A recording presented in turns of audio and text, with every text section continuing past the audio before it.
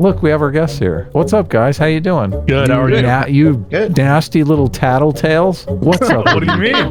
For people that don't know this, Pisco said that I was deranged on this topic. And so for Sitch to come on and blame the Democrats is so deranged, as though the Democrat, like, imagine anyone, if this was similar with the Squad and Forced to Vote and Nancy Pelosi, attacking Republicans for not voting for Pelosi. Can you imagine that world? And especially in this case, Yeah, I where the know. Democrats Because have the standard for Republicans is the bars in hell for them It's being absurd. decent people. Yeah. You little tattletales. You know what you did. What did Don't we try do? to get out of it. What happened? Don't try to suck up now, you misogynistic rape apologists. Wow. The way that this is kind of set up is that McCarthy and Gates constructed a guillotine that was over McCarthy's head at all times. And Gates is standing there and he's holding the rope that's holding this guillotine that's going to chop down at him at any time. Matt Gates keeps going to McCarthy, says, hey, if you don't do what I say, I'm going to let this rope go. I'm going to chop your head off. And so McCarthy has to keep, doing what Gates wants. But what you're kind of ignoring, and what I feel like a lot of people are ignoring, is that Matt Gates is not the only person holding that rope. The entire Democrats in the House are all holding that rope. And they vastly outnumber Gates. They vastly outnumber this, contingency of the Chaos Caucus. And if Matt Gates lets go and they just hold the rope, he's not going to get his head cut off. And McCarthy, if he's a political animal, if he actually cares about retaining his speakership, he can say, listen, I have these moderate Republicans here. I have these Democrats over here. There's a third faction in play now that can save me from a purely selfish perspective, can save me in my speakership if I can appease them and I don't have to worry so much about the Matt Gates people anymore. How do you guys feel about the Israel-Hamas situation? It's horrible. Yeah. No comment. No. We're not here to talk about No, wait, that. no. I want to hear the controversial Oh, you're takes. right. Yeah. Controversial Yes. takes. Well, look, I don't think I'm. Yeah. Go ahead, Pisco. No, I just. No, you go ahead. I think it's horrible. I think that it's just devastating what's happened to Israel. And I wholeheartedly and with all my heart condemn the terrorist actions of Hamas. That's excellent. You support Israel very going in good. there and just wrecking Gaza? Well, I also fear for I don't just want to see wanton violence for no reason. I don't want to see targeting of civilians. And I think the president made that clear in his speech today that he wants the rules of war to be followed. But I do not begrudge the fact that Israel has a right to defend itself. And I'm very proud of the administration for making that clear and for calling out a horrible atrocity. Okay. I agree with that. Oh, What yeah. about you? So I'm let's really get back to the. Oh, yeah. We got to ask him. He didn't want to answer. He was scared. I'm a dual citizen. My family's in Israel. They're a couple miles away Really? from where this all happened. If didn't these know guys this. these monsters had gone 10 miles more into Israel, they would have butchered my family. So, Jeez. fuck them. And the gates of hell are about to open on Gaza. There you But go. I think the Palestinians are victims of Hamas, and they're used as human shields. And Israel, they can't live next to this. It's like living next to a failed state, and so this is they're going to fix the problem. Sure. Wow. I had no idea. Look at that. There you Look at go. that. Strong. Well, on a lighter note, Yeah, about this tattletale. About this Let's talk- yeah. tattling. talk about the. So for people that don't know this, Pisco said that I was deranged on this topic. That was your wording, right? Why am I deranged on this topic? On Palestine, Israel? No, on the McCarthy situation. Well, wait, Oh, deranged. before he answers Yeah. that, can you guys say what it was, like what your position is? I have literally the same position as I think Pisco. So You think Okay. we share a position? what you just said, yeah, on the Israel-Hamas situation. Oh, No, okay, we're talking about McCarthy. He's asking about McCarthy. I'm sorry. There's not a lot of nouns going on here. My Sure. position on McCarthy or Israel? Were you asking me? McCarthy. Nobody cares about your position on Israel. Okay. My position. Well, actually, wait. No. Before I give my position, I want to hear Pisco says I'm deranged. what I think your position is. Yeah, or Right. why I'm deranged specifically. Yeah. So I think that any position that ascribes some sort of culpability or either morally or tactically to the Democrats with respect to McCarthy's ouster is a deranged opinion. And I think that your Culpability. position could be fairly characterized as ascribing culpability to Democrats either tactically or ethically for McCarthy's ouster. I mean, well, those are, stupidity, there's no moral culpability to. Obviously, calling them evil, Yeah. there is. Yeah. Yeah, I think Well- that he described them as being stupid. He said Because he immoral. has- That there's no Yeah. look. There's plenty of stupid people that are just fine people. We don't want to. well, they're That's why my answer included both him calling them stupid or evil, Right. either tactically or ethically, whatever you want to describe it. I think that those kind of opinions are deranged. Well, wait. So okay. I feel like you've broadened it out. So you think saying that they're stupid is just saying that they were stupid is deranged. That's your position? Calling the Democrats stupid in this, Yeah. yes. Okay. Okay. What were you going to say? I'm really important. Well, I wouldn't call it stupid. I don't think it's valuable to say people are stupid. I think you Mhm. guys are just No, missing. I'm some sorry. I wasn't calling information. him stupid. I was saying that it's deranged to call the Democrats stupid on the basis of their vote. I see. Yeah, I just would avoid that. I personally, Pisco's free to label it how he wants. I just think people aren't aware of the context of what happened, what's going on, and so just missing information, which I thought was the case with you guys as well. Because I said nice things about you guys in the video that I put forward. You called us Trump supporters. Okay, I said I think you guys would vote for Trump. I didn't call you Trump supporters. I said I think they What the will hell end up does that? voting for Hold Trump. on. You think we're going to vote for Trump? What is someone who votes for Trump if they're not a Trump supporter? Doesn't mean you're currently like some Look, MAGA. I think blah, you're blah, going to blah, vote but for when Satan. it comes down, Okay, I'm not when it saying comes you're a down to- Satan worshiper, but No, I'm saying if it comes down to Trump versus Biden, based on the rhetoric I've heard, I feel like you guys would cast a ballot for Trump. Now, that being said, Adam, you've talked to me since and given me additional information, and I would back off that position now. okay. Yeah, I don't think there's any possible world that I can So- see that I would vote for Trump in the Well, next election. I'm not voting for Trump ever. Well, in all fairness, this is the same thing. I was missing information, and I jumped to a conclusion. I feel you guys are missing information on the speaker thing and jumped to a conclusion in error. That's possible, as I said on Twitter. Because I did not see the Twitter threads. Okay. But yeah, Okay. except what So- Adam showed me, 2 tweets. Right. So going back to Pisco, why is it deranged to think that the Democrats were stupid tactically here? Why is that deranged? It's deranged because I think that what's motivating the Democrats is very clearly a position that's going to appeal to their voters. That is a position against the Trump turn of the party. It's totally consistent with their criticisms of McCarthy going back now months as speaker, and the inactivity and incompetence of that caucus. And so to say that what they're doing is stupid, you must either think that it's going to hurt them electorally, which I don't see a basis for, or you think that it's going to be horrible for the country. And I think that you failed to establish that. And so I think that it's a deranged take, or you ascribe some sort of guilt in the sense of the chronology of what occurred, in that they're responsible for what came about, when it's very clearly Republican civil war and infighting that's what's causing the drama. Do you think that? Well, I don't know, because I guess do you think that the Democrats in Congress would prefer to either manage to work out a deal with the Republicans to keep the government shutdown from averting, or do you think they would prefer that the government shuts down so they can kind of point fingers at the Republicans and say, look how bad they are? I think they prefer a deal to no deal. Okay. I back that up 100%. Democrats don't want people to suffer in order to gain politically.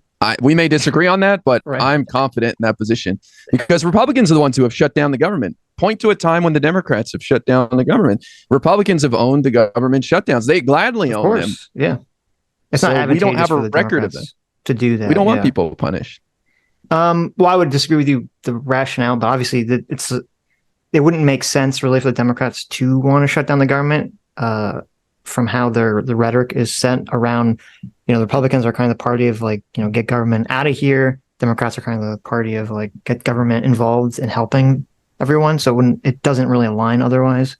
But okay, so so if I were to take this that the Democrats would prefer to keep the government open, how does the situation playing out the way it did, where essentially you have a Speaker of the House who's Republican, who keeps the government open temporarily, and then he gets ousted for doing that action? How does that going to bode well for the next time this comes up in 45 days? I don't think it meaningfully affects the calculus in terms of the global incentive structures that you seem to be so scared about. I think what you're fearful about is if you disincentivize this particular action, then in the future, you're going to see Republicans are going to be less willing to take the deal at the last hour. I don't really think that they're calculated in those terms. Everyone understood what the trade-off is with an imminent government shutdown. And those dynamics, I think, are true of any speaker that's going to come from the Republican Party. They're going to feel that pressure. And as IRI says, and what my firm belief is that the voter recognizes that this is all a charade from the Republicans, and that they would bear the responsibility, whether it's McCarthy, whether it's Gates. And so ultimately, I think the pressing issue of the shutdown is what's going to be motivating these people, and not some precedent that you're going to be establishing by getting rid of McCarthy. And especially given the fact that I think it's quite clear that the rule is going to change. And so the same kind of opposite pressures from the caucus are going to be obviated in the near future.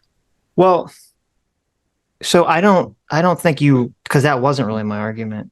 My argument was that, because you're looking at this from like the global perspective of like, whoever is going to be the speaker is going to be thinking about like, how to help the Republican Party.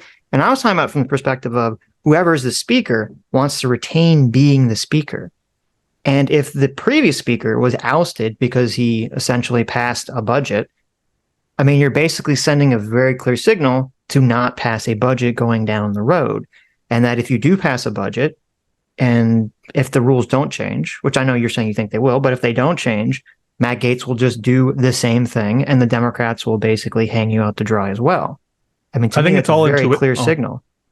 I think that's all intuition. You might as well just say that the incentive that's going to be established is people will see the foolishness of the rule and the problem with letting. Well, that's what I mean. You're saying what's going to be motivating Republicans is fear of the Democrats. I don't think that the Democrats, you can ever count on them to vote for a Republican speaker. Surely, if there's any incentive that's going to be established by this precedent, it's that this rule change is absolutely a non-starter. They voted with him on the budget debate. Look, they voted with him on the Democrats voted with McCarthy on the budget. 100%. Yeah, they did. Look, and the rule, you're talking about changing the rule. The rule helps them. If they it helps the Democrats if they save McCarthy because this rule is in place and they take the power away from the 8 Republicans, then the rule helps them. Well, can we talk about that? Why are you laughing, Pisco? What do you mean the rule? How does the rule not help them?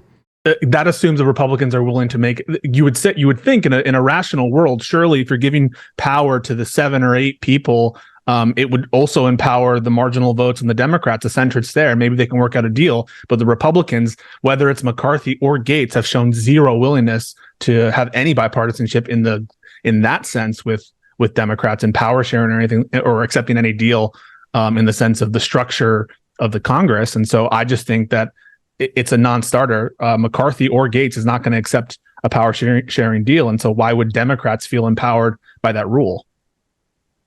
Yeah, like a big part of your guys' argument was that the Democrats blew it and they had some leverage over the Republicans and could have got concessions, but they offered some things. They were rebuffed. Kevin McCarthy stated hours before the vote that he's not offering any concessions.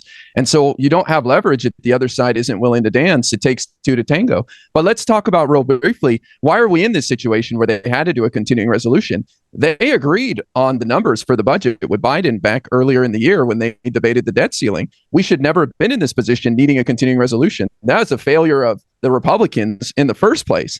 So the budget numbers were already agreed upon in a handshake with Biden, and McCarthy failed to deliver. So his caucus was mad at him for that, and they have a right to toss him. He didn't live up to his expectations. So how can we trust? How can we work with McCarthy moving forward on anything when he's reneged on his deal and limped a continuing resolution across the finish line, minus some Ukraine funding, which is not part of the deal as well?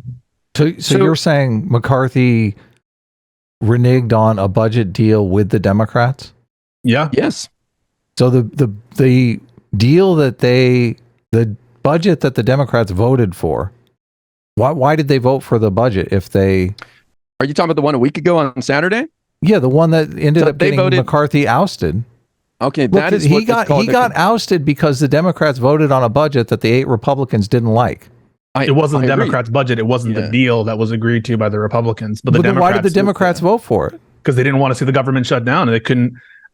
They couldn't argue in good faith that they're in favor of maintaining the government open. So you're saying essentially they get everything they want. So you're saying they got absolutely nothing in that budget deal. They got so they kept. They actually won. Yeah, they won in this extension. So just to explain. So hold on, they won the budget that they wanted. They actually won because they extended Pelosi's budget for another 47 days, which was not what the Republicans wanted. So that continuing resolution. So hold on, they did get what they wanted. Then the Democrats got what they wanted in the budget deal. They That's didn't what get you're Ukraine saying. funding, and they only got a continuing resolution for 45 days. But well, that's why they only did it for the 45 days because the Ukraine thing was still. They wanted another shot to get the Ukraine stuff in. It's broader than that because they also want a budget. A continuing resolution is for 45 days, and the Democrats don't want to just run the government on continuing resolutions. And it's something that Republicans I completely agree. Why do you think McCarthy did the 45 days as opposed to doing a normal budget? Because he ran out of time. Ran out of runway and time. He was supposed to do 12 individual bills, which is really hard, and he decided to go on vacation for 6 weeks in August. Why was he going to do the 12 individual bills? Because that's what the deal he made. Well, it's not. You're supposed to do that, but usually do like an ombuds deal or whatever, omnibill, where it's huge and all of the budgets together. But he made a deal with those hardliners. If you make me speaker, we will go back to doing those 12 individual bills. And he failed to deliver in time, and he's nowhere near delivering. He's only done 4 out of the 12, and he has the lion's share of the work to do still. So my understanding was what you're saying is that the reason he did the 45 days as opposed to the continuing budget is because he had to appease Matt Gaetz and the hardliners, right? 100%. I mean, there's no way in which we have ironed out the issues with the deal that the Republicans made with the president months earlier during the debt ceiling negotiation, and there can be no other reason unless you're just going to say negligence and sheer incompetence. There's no other reason for the delay or pushing it to the last hour. What else would explain it other than having problems within his own caucus? I agree completely. Right. Laziness. And so this is why I don't understand what you guys are not seeing here. Okay. Yeah. Because so you have a situation where McCarthy agrees to the budget, but he only agrees to it for this 45-day thing because he knows the reason he does the 45-day thing is because he's afraid of pissing off Matt Gaetz and all those people, which, I mean, he inevitably pissed off anyway, but he's trying to do that to appease them in the first place. And so McCarthy's obviously did work with the Democrats to some degree to get this budget, but he tacked on the 45-day thing to try to get this appeasement. It didn't work. So what that's telling me is that, hey, the way that I don't think you guys are conceptualizing this correctly. The way that this is kind of set up is that McCarthy and Gaetz constructed a guillotine, okay, that was over McCarthy's head at all times. And Gaetz is standing there and he's holding the rope that's holding this guillotine that's going to chop down at him at any time. And Matt Gaetz keeps going to McCarthy, says, hey, if you don't do what I say, I'm going to let this rope go. I'm going to chop your fucking head off. And so McCarthy has to keep, doing what Gaetz wants. But what you're kind of ignoring, and what I feel like a lot of people are ignoring, is that Matt Gaetz is not the only person holding that rope. The entire Democrats in the House are all holding that rope.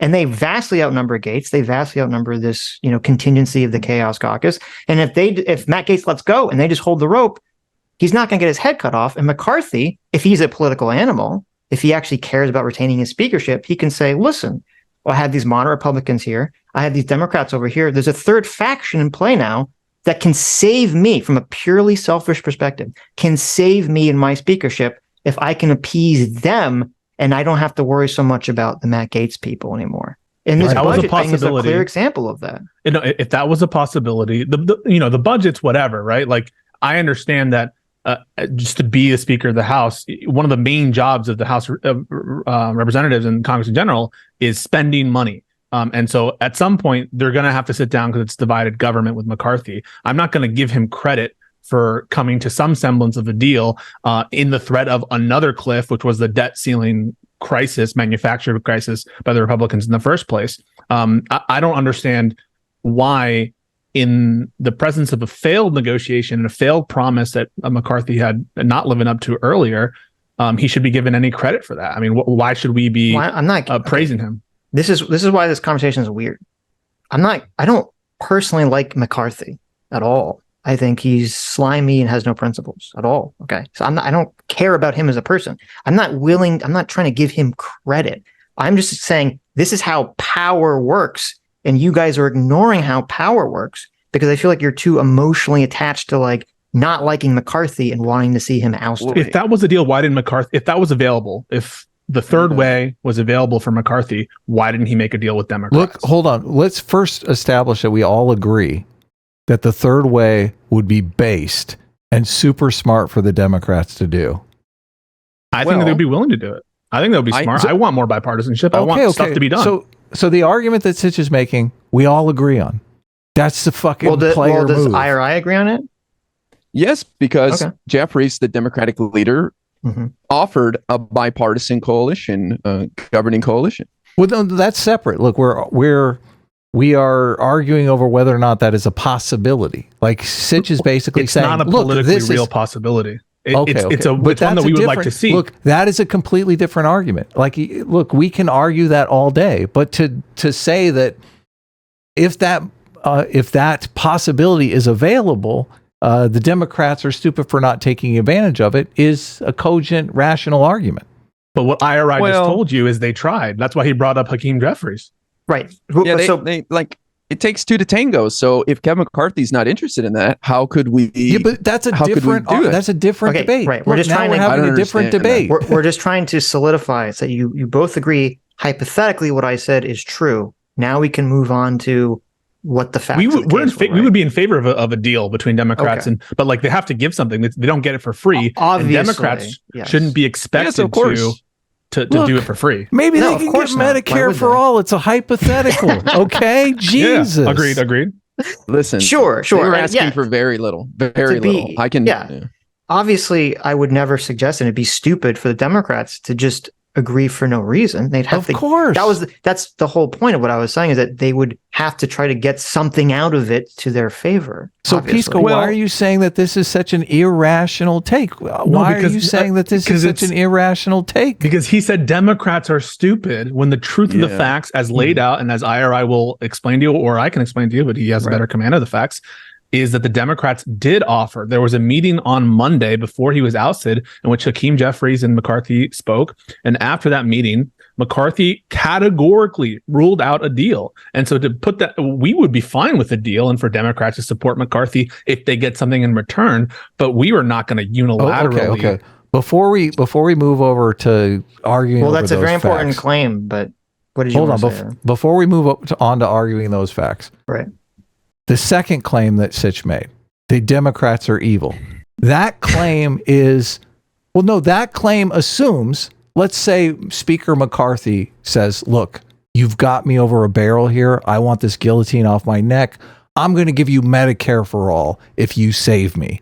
And the Democrats go, well, we could get Medicare for all for our constituents, but it would be fun to see the Republicans running around with their like chickens with their heads cut off. We're against that. Let's do that. We're both against that. Would that be evil? Would you consider that? That would be evil. Okay. Yeah. Yes. Okay. Well, but that would be evil because people would suffer. People would suffer because of the government shutdown. People would lose their lives. People would lose their jobs, their livelihood. Look, it would be a disaster. Why are you disagreeing with Sitch then when he says they're because fucking Sitch evil? said the Democrats are at fault and they're stupid for not making some offer. Okay, so in the hypothetical. No. Sitch went hard in the paint. He assumed a lot in that. Okay, he did not assume any ill will from the Republicans. He thought that they were perfect patties, and the Democrats screwed it all up. I mean, come on, Sitch. You were go ahead, Sitch. Okay, so first of all, I would never assume the Republicans are perfect at any point in my entire that's what's life. Infuriating. So I would never do that. But you would put all the blame on the Democrats. No, because the way that I was looking at the story was the Democrats had an opportunity here that to me looks like they just completely pissed away. Obviously, what the Republicans are doing with all this shit is retarded, and I would hope that would go without me having to explicitly say that. But it's clear they didn't have an opportunity. What did you base that? There's two different claims here. Wait, I can only address one at a time. Okay. So do you acknowledge that I acknowledge that the Republicans are retarded in this whole situation? Okay. Now that you're saying it, yes, but you were emphasizing the Democrats stupidity and evilness in that context. And I think a reasonable person looking at because I thought that was an interesting thing to talk about, because that's not what I was. Yeah. Everyone is saying when I listen to the news, everyone's saying Republicans all Sitch. suck about this, and it's very obvious to me that that's the case. And it's very Sitch, obvious this to is them. such a cop out. This is- Anyone Yeah, looking come at that on, stream, bro. What? Whoa! if anyone looks at that stream and asks, who do you think Sitch thinks is more responsible, stupid, at fault, whatever you want to call it, for the shutdown? 9 out of 10 people, except for, I don't know, one crazy would say the Democrats. Democrats would say that. Republicans. Okay. So You let said me evil. You let know who's me- evil? Hamas is evil. let, You let said me, let evil. me address this. Let me address this. Okay. Look, you said evil in the hypothetical, man. Right, there you go. You agree. It was but not anyway, a hypo. That's such cope. No. It's this. Stop. Everyone stop. Okay. If there was a person who has never seen any of my content ever in my entire in our entire thing, and that was the first video they saw, I can agree that maybe that's their interpretation. People who regularly watch us understand what I'm talking about and understand I don't support the Republicans and McCarthy and all that shit and Matt Gaetz and all this stuff. Okay. Everyone who watches our content knows that. The right wingers are constantly shitting us in our content for being too hard on Trump, being too hard on the MAGA people, being too hard on the right. We spent a lot of Sunday going over and criticizing and debunking the whole electors claim stuff. So no, your characterization is bullshit unless it's a person who just doesn't know anything about us. Well, Which let's is just the get to the problem. substance That's of the a claim. huge part of the problem. The substance of the claim relies on there having been an opportunity for Democrats. No. Stop. You're changing the fucking subject. Okay. We can do one topic at a time. We never accused you, or at least I never accused you of being a Republican shill. I never said that you love Republicans, but I think it's clear based on that video that if you watch that video for the specific ouster of McCarthy, you are putting more blame on Democrats. Yeah, That if someone seems who clear from how I doesn't, watched who's that. not familiar with our content at all, sure. Yeah. But if they're actually familiar with our content, Any which reasonable person. it was, then they would say, oh, obviously they understand what I'm talking about. So you think that someone who watches your content usually would Yes. take away from that video equal responsibility for what's going on? No, they would take away like, oh, Sitch is making a very specific point about how the Democrats wasted an opportunity that they had. That's what they would take away from an it. opportunity that the Republicans Not didn't like this, have like to waste. It's to me, it shows kind of like the tribalization and moralization that you're putting into this, which is blocking you from being able to look at it clearly. That you think I give a shit about who's responsible for this action. Like I don't care. That's irrelevant to what's an interesting part of the conversation. The interesting part of the conversation for you is tactically what Yes. could Democrats have done to improve their position, but then you're just wrong on the facts and you're just whiffing on the facts. Which Well, is- that's fine. it's We quite can have a clear. conversation about that, but the other part is retarded that you're bringing up here. The other part is that you, I think what a reasonable person would assume is that you think that the Democrats did the wrong thing. That's what I think. Anyone who watches that Yeah, video, that was the whole think point of the Democrats did video. wrong thing. Right. Okay. So they then did do the if- wrong thing. Yes, that was my position. How can you say they did the wrong? So you're saying that the Democrats, what should they have done other than what they did? Wait, you understand that saying someone did the wrong? Okay, since you don't watch us, you don't know this. We very I do watch often it. talk about Dictator's Handbook and about how power works and about the trappings of power and how people make these sort of political deals. That segment was literally entirely about that. I don't give a shit about who's responsible for ousting McCarthy. That's a stupid fucking question. I don't give. Obviously, it's his fault and Matt Gaetz' fault. Okay, that's not so interesting to me. All right. It may not be interesting for you, Sitch, and I respect it. Listen, I love Sitch and Adam's show. I think it's a great show. I think you guys are funny guys. I don't hate you. I actually don't even think that you guys are big Republicans or whatever. Why are you saying like this you on guys. Destiny stream? Why are you saying? No, I said all you were our fans deranged. are I said already Sitch. here. I didn't even say you, Adam. I said only Sitch. So none No, of but this look, criticism applies to Adam. next time you're on Destiny stream, it would be nice if you said, "Look, I love Sitch and Adam's show. I watch I've it said all that the before on time. the It's stream." amazing." I don't think Look, you our are. I fans, think I've said our that. fans already watch the show. They already know this. They already love the show. I like your show a lot, but let's get to brass tacks. Sitch, you say that the Democrats made a mistake. They did the wrong thing, and however you want to interpret wrong or mistake, what should they have done other than what they did? Okay, so you or IRI talked about how there was a meeting on Monday where Hakeem Jeffries met with McCarthy, and then afterwards McCarthy came out and said that he wouldn't be what did you say? What was the word you used?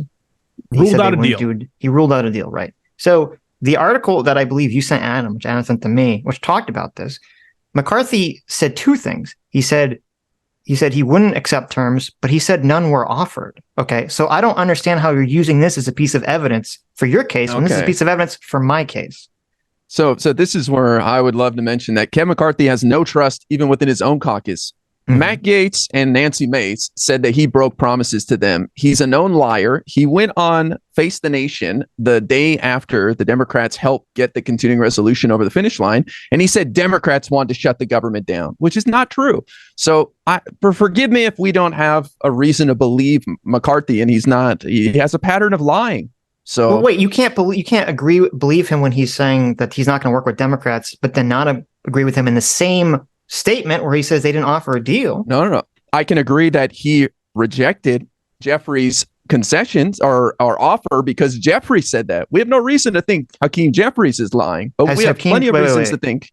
Has Jeffries ever said that they offered a deal to McCarthy? Because I've never seen it. Yes, I sent it in the op-ed he wrote in the Washington Post to Adam.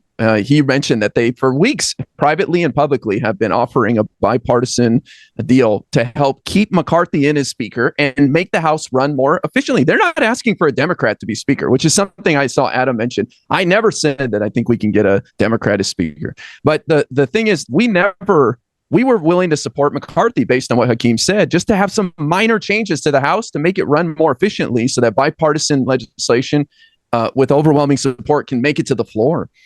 So do you think, okay, because I did read this op-ed, and to me... It's in the second paragraph. Yeah. To me, when I look at politicians and when I read these articles, one of the big red flags to me is when people use vague general language as opposed to being very specific. And he does use the terminology that you use, where he says, over the past several weeks, when it appeared likely that a motion to vacate the office of Speaker was forthcoming, House Democrats repeatedly raised the issue of entering into a bipartisan governing coalition with our Republican counterparts publicly as well as privately. Okay. Nowhere in that paragraph does it say that on Monday, or when this was actually happening, that Hakeem Jeffries went to McCarthy and said, hey, we'll save your ass if you give us, here's our list of demands for us to save your ass. It doesn't say that at all. And the fact that it doesn't say that, to me, is a clear indication that didn't happen. So to be clear, but by the way, if you want to follow the chronology here, there is reporting that says that McCarthy and Ruminate sent that to you, that Kevin McCarthy explicitly said that he was offered terms. How you could thread the needle on Kevin McCarthy if you believe he's a truth teller is just because he wasn't offered terms by Hakeem Jeffries in that specific meeting doesn't mean he wasn't offered terms in other meetings or with other people. So that is entirely possible. It would make Kevin McCarthy's statements consistent and not a lie if you want to believe Kevin McCarthy is not a liar. And there is reporting that Ruminate has already linked to you. I don't know why you're not, I'll find it right now to produce for you, that specifically says that he mentioned that Jeffries offered a deal. But who cares about that specific, like who offered the deal first? McCarthy flat out comes and says, I will not accept any terms. Who cares if a deal was offered or not? If he's willing to say that I am not going to accept any terms, surely that indicates an unwillingness to accept any terms, whether they offered first or second. Who cares? So I think it's interesting that you do this thing where you're like, oh, you are incorrect on this fact here, but none of the facts actually matter because you're still wrong anyway. So I don't even know why you're bothering. It's two ways. I don't even know why you bothered to argue like this. I'll explain why I do those things. They're called arguments in the alternative, which is if you're right and what you say is true, and there's absolutely zero evidence that a deal was offered by the Democrats, as though Democrats have an onus to provide a deal. If you're correct that they never did, it doesn't matter because McCarthy still ruled out a deal. However, here's information that shows that you may be wrong, that the Democrats never offered a deal. There's nothing inconsistent about that. There are arguments in the alternative. No, there is. It's completely inconsistent and nonsensical. Okay. What about it is inconsistent to say? I'm about to tell you. I'm about to tell you. I want to point out something too. I don't like the word onus here. Look, you can be walking down the street and see $100 bill on the ground, and you don't have an onus to bend over and pick it up. Okay. His argument is that it would be smart to bend over and pick up the $100 bill. Right. Yeah. So that is true. But the reason that what you're saying is doesn't make any sense, and you lean so heavily on this McCarthy saying that he's not going to accept anything. He says this, supposedly according to what you guys said, he says this after his meeting with Hakeem Jeffries. Okay. Obviously, if he has the meeting with Hakeem Jeffries and Jeffries doesn't offer him a deal, or McCarthy, we don't know what the fuck happened in that conversation. Maybe McCarthy asked him and he said, no, we're not going to offer a deal. obviously he's still trying to save himself. He's still trying to get Republicans to vote for him. Tactically, he's going to go out and say, I'm not accepting anything from the Democrats, because he's trying to get more Republicans to save his skin. So that's not evidence of your claim. And this is how your world makes sense in your head. No deal is discussed on day one. And Kevin McCarthy, because no deal was discussed, or I don't know, time equals 1, time equals 0, whatever. Because no deal was discussed on that call, McCarthy rules out a deal in public, but that doesn't mean that he actually is ruling out a deal. He's just signaling that he's ruling out a deal for his base. But then that would, what kind of flip-flopper he would be if he goes back on his public word. And so clearly he's closing any negotiations possible at that moment. Surely you can accept that. At the moment he publicly declares he's not going to accept anything, do you agree that that's fairly him closing off negotiations? No. Okay. Because I said again. Oh. Okay, wait.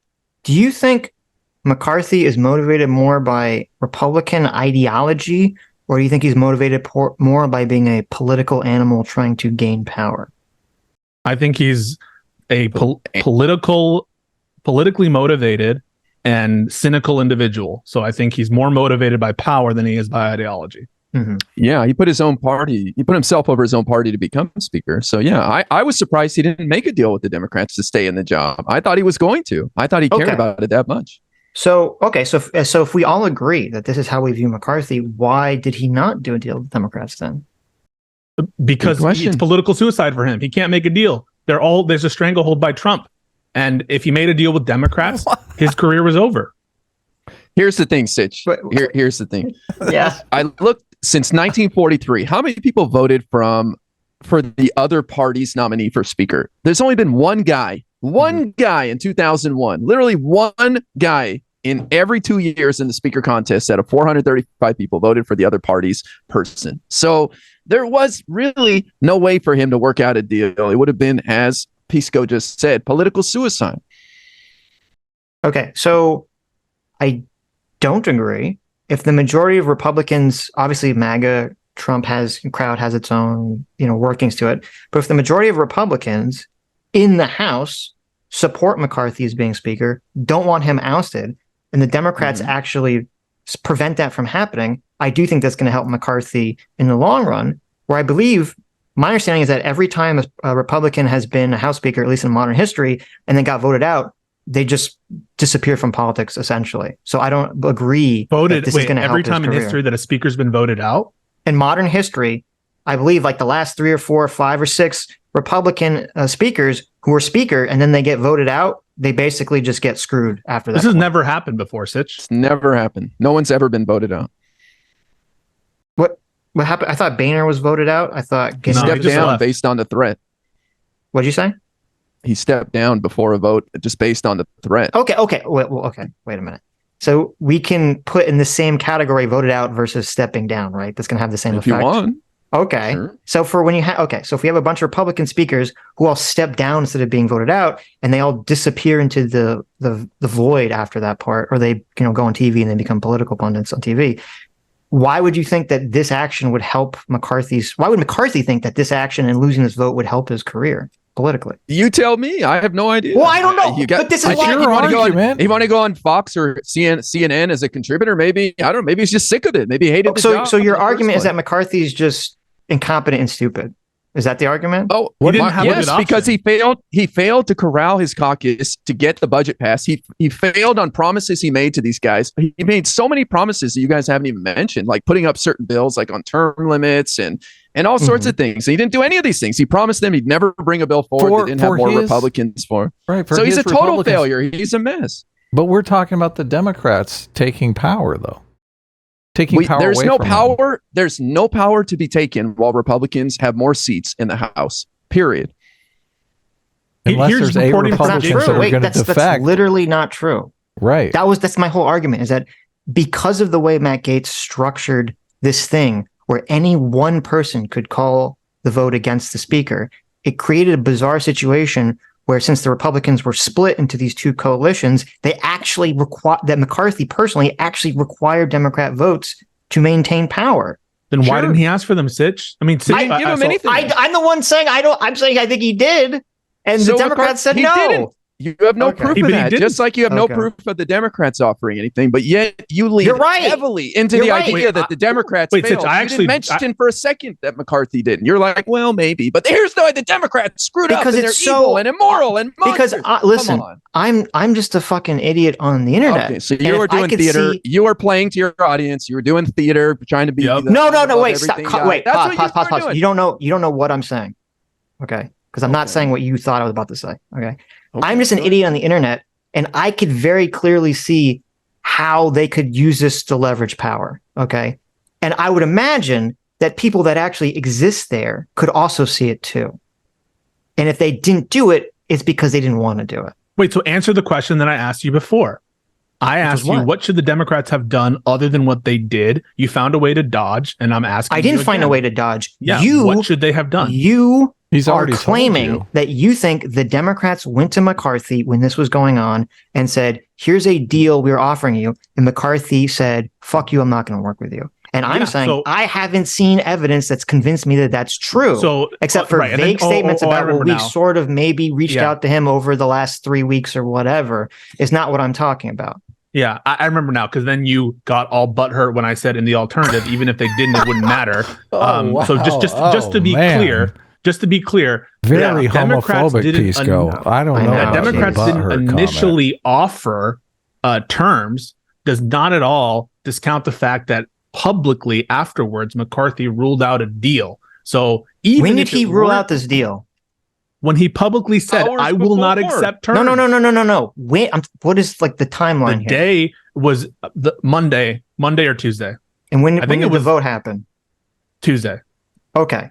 So what you're saying, and I don't know why you keep bringing this up because this is evidence of my point. As I said early in the conversation, after he has a conversation with Hakeem Jeffries, and then he says there's not going to be a deal, and I'm not going to accept the deal. That's evidence of my position. That's not evidence of your fucking position. That is delusional. So I just want to be How is it clear- delusional? so Obviously, I the just wanna- Democrats didn't offer him anything. He's going to go out there and say that. And So Hakeem first- Jeffries, wait, you have to acknowledge that if in that meeting, Hakeem Jeffries offered him something and said, we're willing to work with you and to get you to retain office if you do some blah, blah, blah with us, he would just fucking say, Jeffries would just say that. There's no reason for Jeffries to hide this information. He did. So No, he so didn't. Jake Sherman, who is a reporter who contributes to MSNBC, contributes to NBC News and Punchbowl News. He's been doing a lot of whip counts and all that stuff on Twitter.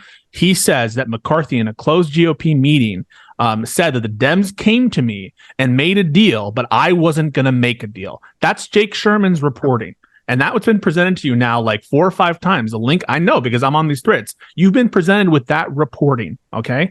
You can say that's not true. Right. What I'm So- telling you is, Mhm. even if it's not true, Right. it's bizarre to think that the Democrats, based on the statement that McCarthy made, that just because the Democrats didn't offer a deal, that Kevin McCarthy afterwards ruling out a deal isn't showing a willingness not to have a deal, or sorry, a desire not to have a deal. But just to be clear, that reporting exists, and you have to deal with it. Yeah, okay. So there are 2 questions about that reporting. Was that also something that happened on Monday? Why would it matter? It's McCarthy talking about what did occur. Well, you know why it prior matters. to his I'm asking ousting. you, did it happen on Monday? After This he had a is report- conversation with Hakeem This is Jeffries. reporting from October 3rd. I don't know when he was ousted. Okay. Kevin Right. So McCarthy. yeah. He was ousted on October 3rd, that day. Okay. So it's that day he tells Republicans that they offered a deal and he turned them down, right? That's the claim? So McCarthy says, I was offered a deal by Democrats, according to Jake Sherman. Yes. And he says, I didn't want a deal. This Right. is him talking to his own conference behind closed doors. Right. Before they go vote. Yeah. And I think Jake it Sherman might is be a after, big but he's reporter. You could see him Go ahead. standing next to Kevin McCarthy in most of his like press conferences. Jake Sherman is very close to the Republican. Well, wait, this is very important. Is this, actually, I guess not that important, but is it before the vote or is it after the vote? I believe it's after, but McCarthy is relating what happened before the vote. McCarthy is stating what occurred, just like, Okay. technically at any time he has to say it after the conversation happens, but that's just temporality. I don't know what you want me to do with that. No. Wait, what the fuck are you talking about? I asked if this was before. Was this a conversation you had with Republicans before they voted to oust him or not? I believe it was after, but who cares? Okay, right. So here's the issue here. Number one, you're still in this problem where why is Hakeem Jeffries not saying this directly? He loses no political capital for just explicitly saying we offer them a deal and he told us to fuck off. Number one. And number two, you're again getting this problem where you're accusing McCarthy as being a big fucking liar, except when it helps your argument. No, at what point did I say that he was a liar other than going back on his word on the You impeachment both said that he was a liar that couldn't be trusted, and you were criticizing me for trusting what he said, and now you're trusting what he said. So in the main, he doesn't follow through on his word. I don't know if you want to characterize that as lying. If he knew in advance when he shook Biden's hand that was I said McCarthy said he wasn't offered a deal, and you both said he's a liar. Why am I trusting what he said? No. Sorry. Yes, that is what happened. You could play back the conversation. I specifically, you tell me if you remember this. I said the way you thread the needle on McCarthy not being a liar is just because he wasn't offered a deal. I never said McCarthy wasn't a liar. Can you even follow a train of thought? Sitch, what I'm trying to tell you is I specifically gave you a series of conditions under which McCarthy's statements are not lies, and it's all consistent. I understand that. That's not what I'm talking about before that. He wasn't offered in that meeting, Jeffries, a meeting, but that Democrats came to him with an offer. And none of that is inconsistent with any of McCarthy's statements. I understand that. I'm talking about before we had that part of the conversation. Okay. Before that part of the conversation, you both agreed, and now maybe you changed your mind. You both agreed and said that it was stupid of me to trust McCarthy because he was a liar. And now I'm just saying it's weird that now you trust him, that it helps your argument. Wait, hang on a second. So I need the whole basis of my information about McCarthy ruling out a deal comes from McCarthy's mouth. And you're telling me is my position that McCarthy is an ineffective and not following through on his word globally means that I can't rely on him later on when he says that he's ruling out a deal. Ruling out a deal is almost like a verbal act, right? The fact that you say, I'm ruling out a deal elicits the response in the people you're now not negotiating with that they should not approach you anymore. And so it's almost the assertion that we're not open to a deal is the act itself. And so it's a false comparison. And I can also just say, it's not necessary that he lied to Biden. He could just be ineffectual and not be relied upon. And none of that's inconsistent with what actually happened. Okay. So, maybe this is the way to solve a piece of this puzzle. Is do you acknowledge that, or agree, I guess I should say, that if McCarthy and Jeffries had this meeting, and in that meeting, just hypothetically, McCarthy says, he gets on his hands and knees and he says, please, Jeffries, help me. I'll do whatever you want. Just don't let me get voted out. And if Jeffries spits in his face and says, no, bitch, you're out of here, right? Okay. If that hypothetically happened, would you agree that strategically it would make sense for then McCarthy to then go publicly on television and say, they didn't offer shit and I'm not going to give it to them even if they did, motherfucker? Would you agree that that's what he would do? Well, that would back up our argument that he was lying about what happened. Or No. Saying he didn't get a deal. I understand. I'm just saying, do you agree that's what McCarthy would do? If that's what happened. I don't know. If he went on his knees, he probably just wouldn't comment on it. He'd just be, I'm not going to characterize the nature. That's what Jeffrey said, by the way. So why? Okay. So why do you think McCarthy? Okay. What were you going to say, IRI? Well, I think it is kind of pride on the line too. So of course he's going to go out there and say, well, they didn't offer me anything, so I'm not going to offer them anything. I mean, yeah, I do think that somebody could be prideful and go out there and claim something else happened. Sure. Okay. So why do you think McCarthy went out there and said, I'm not going to accept anything from them? What was his motivation? Because he was all out of ammunition. He was done. He had nothing. He wouldn't accept what they offered, and he was all out. So of course he's going to point a finger at them and try to blame them for what happened. Do you agree with that, Pisco? Or do you have a different take? I think the reason he came out and said, I'm not going to accept a deal from Democrats is because he knew that accepting a deal from like IRI said, he had no more options. He wasn't going to accept their deal.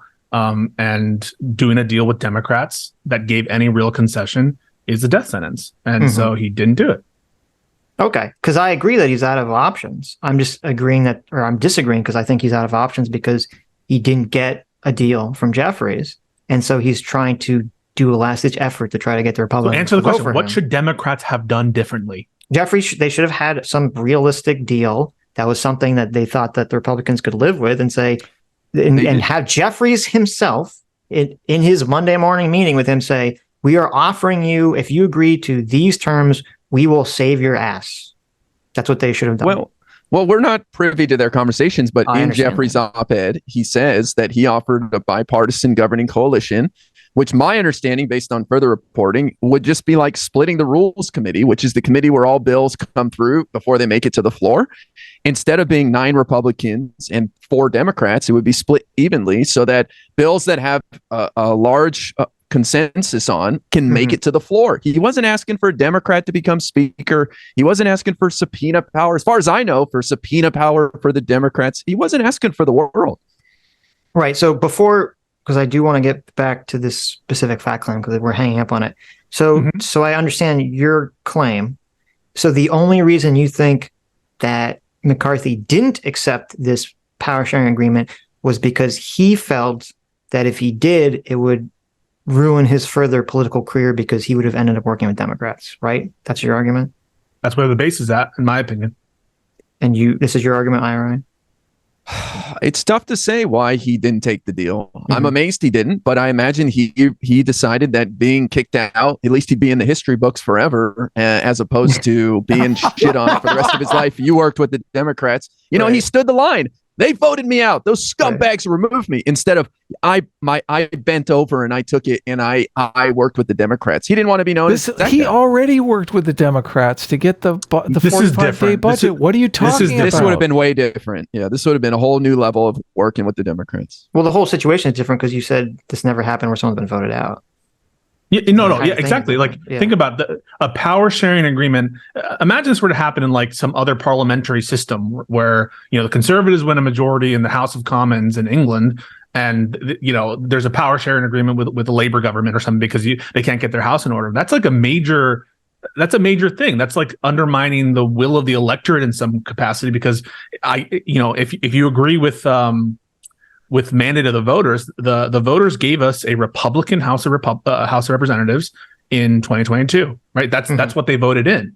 And so any kind of agreement with Democrats that undermines the authority of the Republican legislators, that's a big difference than, regular negotiations on a budget deal in a divided government that always happens. And so to equate the two and say, well, clearly McCarthy was willing to deal in some capacity. Yeah, he just wasn't willing to deal in the totally unprecedented way that would have been necessary to save his gavel.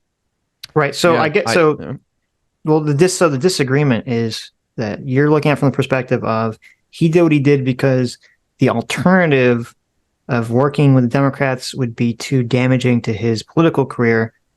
So you're assuming that he's acting in some kind of logical, pragmatic way. And I'm assuming that he would have acted in a pragmatic, logical way to protect his speakership because that would be more beneficial for his political career. And that's why we're coming up with having these two different worldviews about the likeliness of what happened behind the scenes. Well, I think this is a man who cares about himself above everything else. I agree with you. Political career. So I think that he can, if he's no longer speaker, he can go be on TV. He can be a consultant. He can be respected by the party for standing the line. But if he works with the Democrats, then he's screwed. He's going to be gone in less than a year. The Republicans are going to lose. The party's going to hate him forever. Someone might even threaten. They're going to hate him already, though, because he's out with the MAGA crowd. Well, then you're saying he's screwed no matter what, and then it doesn't matter. And then you're saying, okay, Sitch, if he's screwed no matter what, why did he take that path instead of dealing? Because if he makes a deal with the Democrats and he continues to be speaker, he has an opportunity to do shit in the House that people like, that revitalize what? Anything whatever the fuck, whatever they want to do. Anything they pass is going to have to be approved by the Senate and the president, and so no matter what, the Democrats are going to have a substantial say in whatever he does, and so it's not like he's going to pass some incredible conservative agenda if he does a deal with the Democrats. And so these Sure, opportunities but- for advancement as a power sharing speaker are limited. And as IRI pointed out, there's it would absolutely foreclose certain conservative avenues, revenue generating avenues, or I don't know, clout generating avenues that he might latch onto later in his career. Yeah, he's obviously not going to pass the Republican dream ticket, in the House. But what I'm saying is, if he has two options, one which is he's going to basically get yeeted from politics in this embarrassing way that I don't think is going to really help his career at all, versus, well, he's going to work with Democrats, which will definitely hurt his political career and standing, but he has a lifeline for a year or so to at least try to do something with that. I would imagine that the rational person is going to say, I'm going to choose the lifeline, see if I can make this into something. Yeah, if he was as opposed worried to about just the getting American yeeted people, into the void. if he was worried about the American people and showing them the Republicans are willing to be bipartisan and to negotiate in good faith, maybe that's what he would have done. But that clearly wasn't his motive. I didn't say anything about that. I don't know what that has to do with anything I said. Well, I just don't understand why do you think, what are the selfish opportunities for him as a bipartisan speaker that will to retain his power as Speaker of the House? But it's Just the title. Yeah, The it's just a position. title for a year. The election's in next November, and so I don't know what good is that? You have two options. Okay, you both have two options. One, you're going to die, or you have a year, and maybe you'll die in a year. Maybe you'll save yourself. Which one of these options are you going to choose? Well, but here's the thing. He has a chance to live beyond the Speaker. House if he can go on Fox News as a consultant, and I stood the line and I stood in the trenches, I got destroyed. So I think he's just thinking about his future. That's all. I mean, it's possible that was I'm not going to say that's not possible that he didn't have that thought. I would think that's, well, I don't know. Fox is kind of going anti-Trump to some extent, so who knows what's going to go there? Maybe. Because I'm just going to say the overall, the MAGA Republican crowd does not like McCarthy, and they stand with Gates, I would imagine. So I'm not sure how he's going to leverage this as he stood the line. It's like, yeah, but you stood the line against Matt Gates. I mean, I don't know if that's really going to help his career going forward. See, I disagree on this. I think the majority of Republicans are like in line with McCarthy, and he's edgy enough that they like him. He had Jim Jordan on his side. He was working with Margie Taylor Greene. I think that MAGA base is a lot smaller than people realize. It's out there. Don't get me wrong. I mean, but it's like 30%. He's MAGA, Sitch. He's MAGA. He shook hands with Trump after January 6th. He got the support of Trump. So to pretend that he's Mitch McConnell, he's not Mitch McConnell. He's not Mitt Romney. He's not Mitt Romney. There's not a ton of daylight in terms of ideology between him and Gates. Like, really, that much? I think that they're very close, and their difference is personal differences and power differences. That's what separated them. Not allegiance to MAGA. They're both MAGA. But I assume you'd agree that like a lot of in politics in general, but specifically with the MAGA movement, there's like a very fickle thing where people will be like. Everyone on the MAGA side loves them until they do that one thing and then they all hate them, right? Or they go against Trump, or they go against one person that kind of gets them thrown out of the situation. So I'm not sure. I mean, I don't know where McCarthy's going to fall in that spectrum. So you could be right that he could make this calculation that he wanted to just be a Fox News pundit, and that's very possible. But I'm skeptical. I guess we'll see what happens with that. Look, I mean, only 8 people voted to remove him, and that means 200 plus didn't. So those people aren't suicidal. They have to talk to their base and their constituents. So obviously, the Matt Gateses don't rule the party. They're just loud. Also, think about your world. Our world is he's thinking about himself. He's maybe thinking about later down the line in his conservative bona fides. Your world is. McCarthy maybe was on his knees asking for everything from the Democrats, and the Democrats denied him because they're evil. Like, that's the world you want us to believe exists, as opposed to wacky. That you think that's my thought process? Well, what? So I gave you a hypothetical as a very clear joke, but I guess what do you think is the most likely outcome? That the Democrats foreclosed the deal, the Democrats didn't offer any deal, or the Democrats did offer a deal? What I think is the most likely thing is that the Democrats were like, fuck McCarthy. We don't like him. This is going to cause. What I think actually happened was they said, listen, should we help McCarthy? Should we float something? They said, well, how should we calculate this? Should we try to, get something that's maybe better for us and will work and going forward? Or is it better for us politically to have the Republicans embarrass the fuck out of themselves, do this thing that's never been done before, completely go into political disarray, tailspin, suicide, run around with like chickens with their heads cut off, and then possibly on top of that, a month later, shut the government down? Which is going to look better for us? Okay. So what do you think is the most likely? The Democrats I think that's exactly what I just said. And the Democrats said that's going to look better for us. So we're going to do that. Did they offer terms? No, not offer terms or for? I don't think they offered terms when the actual thing was happening. They might have talked about it before Jake the Sherman vote happened. Is spreading fake news? No, I think McCarthy might have said that. You think McCarthy is lying? So McCarthy lied to his own. Yes, I don't think McCarthy's a trustworthy fucking person. Okay. So he lied to his own caucus behind closed doors. And yes, but I think McCarthy's a fucking slimy weasel. I don't know why. So then let's believe Hakeem Jeffries, like Pisco and I do, that he made an offer and McCarthy rejected it, and he's a moron. I'm glad we can go back to this. Okay, you keep saying, and we could bring this article up if we need to. And I read the passage. Hakeem Jeffries does not say that at that time period he made any offer. He does not say that. Why would it matter that it was Monday or 2 weeks before Monday when they saw it coming? Why would that matter? Because 2 weeks before Monday, McCarthy doesn't have his head on the chopping block. I don't know why you're at. How does that all change the willingness? So what the Jeffries are you really going to ask that question? No, hang on. Ask it, Pisco. Ask that question. So what is the reason IRI is citing this is to show the Democrats' state of mind. Namely, their state of mind is willingness to negotiate, willingness to deal. The fact that you're willing to negotiate 2 weeks before you're quote on the chopping block or whenever the time period is shows that the Democrats are not foreclosed from a deal. And so surely if they're willing to deal when the pressure is not as significant, they'd be willing to deal when the pressure is more significant. Well, I don't agree with that. And I'll get into that in a second. Because I think it's a good question. Why are the Democrats not willing to deal? But you acknowledge that the closeness of the deadline has a massive impact on McCarthy's willingness to deal, right? Like when they go to Ned Stark and they say, you're going to say Joffrey's king, he says, fuck off. But then when his head is on the chopping block, he's like, oh yeah, Joffrey's totally king, right? We understand. Especially for McCarthy. McCarthy's a procrastinator. That's clear. So I don't deny that the incentive structure changes the closer you are. But the Democrats seem open to a deal at all times. And just to be clear, before the actual vote, other Democrats are signaling, we would be willing to work with a reasonable deal of power sharing. They're signaling publicly. They're making AOC's making statements like that.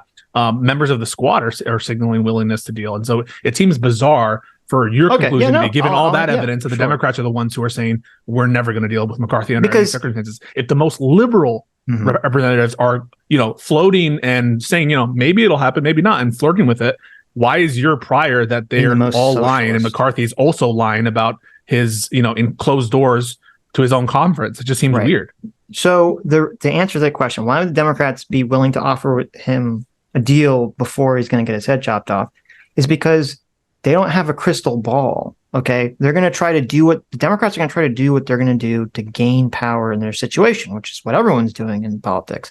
And so they're going to say, how do we convince McCarthy to work with us? And we say, listen, McCarthy, they're going to chop your head off at any second. You better work with us, And they're saying this, and it's possible. It's definitely a possible outcome, but they're saying this to try to get McCarthy to deal with them. And McCarthy keeps saying, no, fuck off. They're not going to chop my head off. I'm going to keep trying to placate them. It's safer for me to try to placate the base and the Matt Gaetz, blah, blah, blah, blah, blah.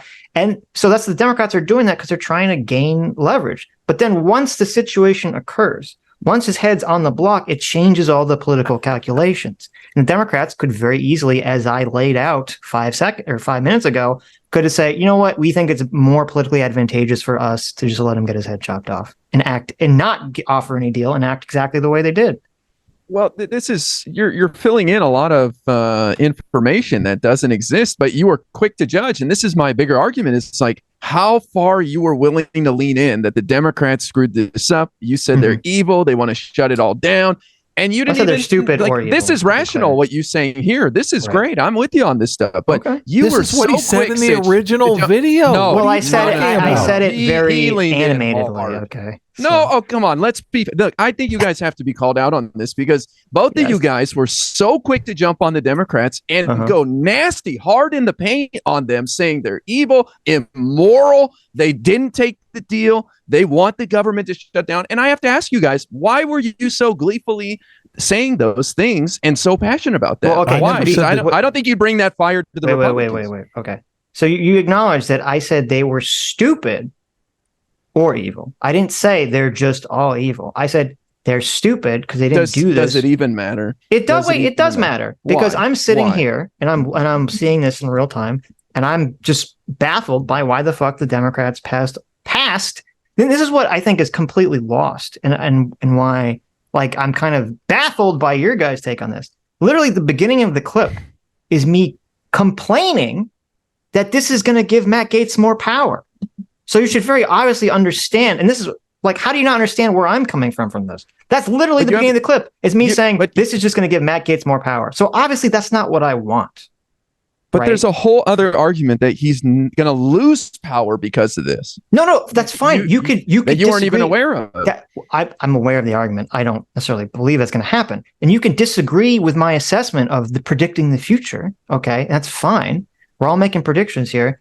But just from the beginning of the video, you should understand I'm not sitting here simping for Matt Gaetz. I'm criticizing the fact that he's going to get more power. That should show you where my headspace is. Yeah, why Yes, are you and you guys should be mad that the criticizing- Democrats pass an opportunity to get some policy prescription that you guys want? Because we don't think that they did pass on that opportunity. We think that the Republicans Right. passed on that opportunity. And by the way, Matt Gaetz was enabled by Kevin McCarthy and the Republicans, which they could have cleaned this mess up anytime they wanted. It's not the Democrats. This is a desperate attempt by the Democrats to help out the Republicans, if anything, to get rid of this problem. Republicans could have dealt with this on their own without the Democrats removing McCarthy. So, okay. So wait, Sitch, I want to clarify something. Yeah. So what we just told you is both I'm Really Important and I both agree that we would be in favor of a fair deal. We would be in favor of Democrats dealing in a bipartisan and genuine way to save McCarthy. But our priors are both that they weren't the ones refusing to deal. We believe the Republicans were the ones refusing to deal. Right. In that circumstance, if it is true that this reporting is correct, and if Kevin McCarthy is telling the truth, do you agree with us that the Democrats were not stupid and were not evil? Yeah, I'm glad you asked this question. You read my mind. I was literally about to ask this question. Okay. And I was going to say, as I said on Twitter, and as I say here, yes, 100% I agree with you. If the Democrats had a real deal that they offered to McCarthy at the time that this was going on, when his head's on the chopping block, and they said, here, we will save you, and McCarthy told them to fuck off, which I think I said earlier in this conversation, then yes, the Democrats did everything right. They're not stupid. They're not evil. McCarthy is probably just a complete buffoon at that point, or as IRI pointed out, he just thinks that he's going to turn this into Fox News punditry. Okay, then yes, if that's true, then yeah, that obviously completely changes my opinion, right? Then what I will say is the vast majority of evidence shows that that's the case. It doesn't. But let me ask you the inverse of that. Okay. Yeah, sure. If it turns out that the Democrats didn't offer him a deal, do you think the Democrats are stupid or evil?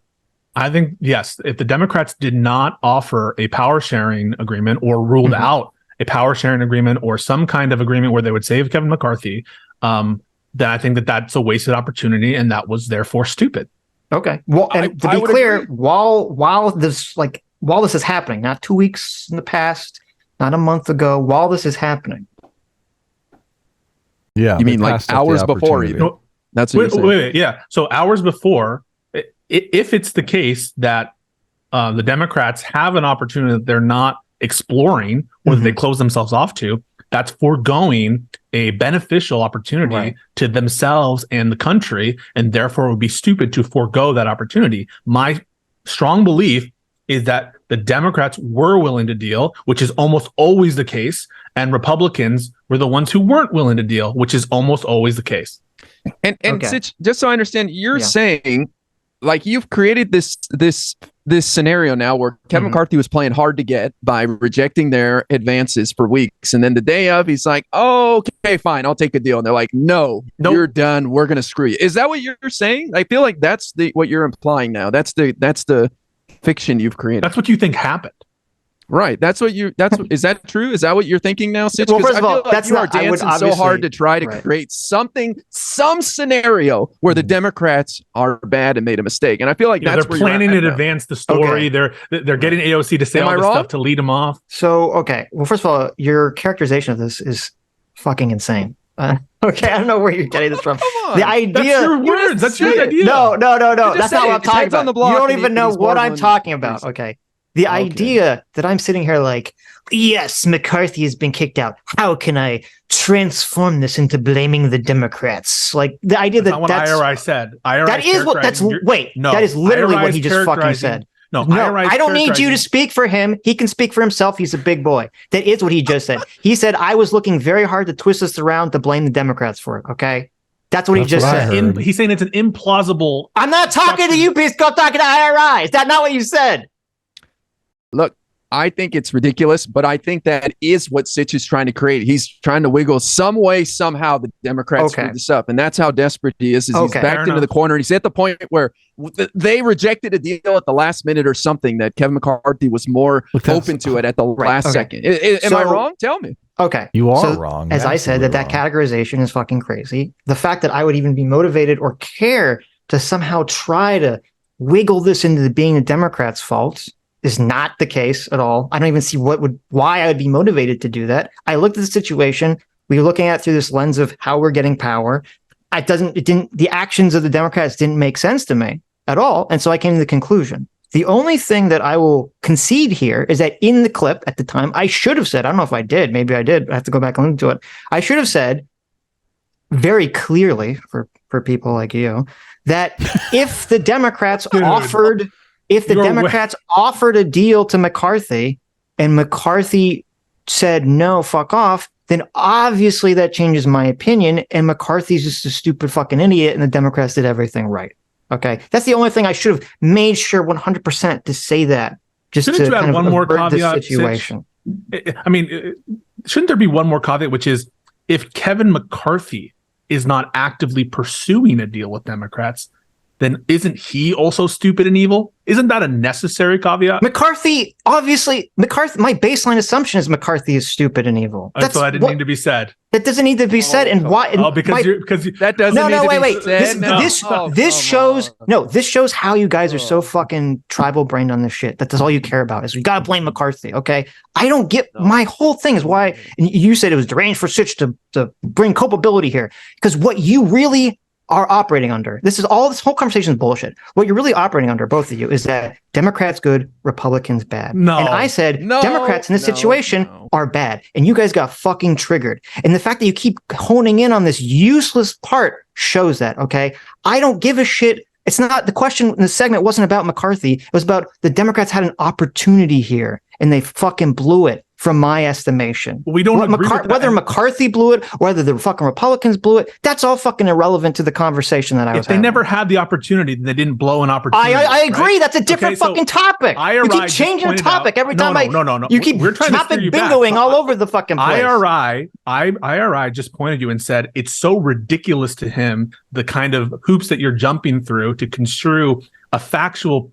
A set of facts. You just fucking asked me, Pisco. You just said, why didn't you have a caveat that McCarthy was stupid and evil for not going to the Democrats? That's what I was addressing. Stop fucking changing the topic. Every time I get you on something, you just fucking go down a different alleyway. It's such bullshit. It's so obvious to everyone watching the conversation. You're not getting me on anything. What a fair and balanced person does when they're observing the circumstances say, by the way, the Republican Party is in disarray, and I think the Democrats are stupid if they didn't pursue a deal, and I think Kevin McCarthy is stupid if he doesn't pursue a deal. And you are trying to invent some reason why it would be fair for you to omit one, but mention the Democrats, and there's nothing convincing about what you have said to justify you mentioning the Democrat one and omitting McCarthy.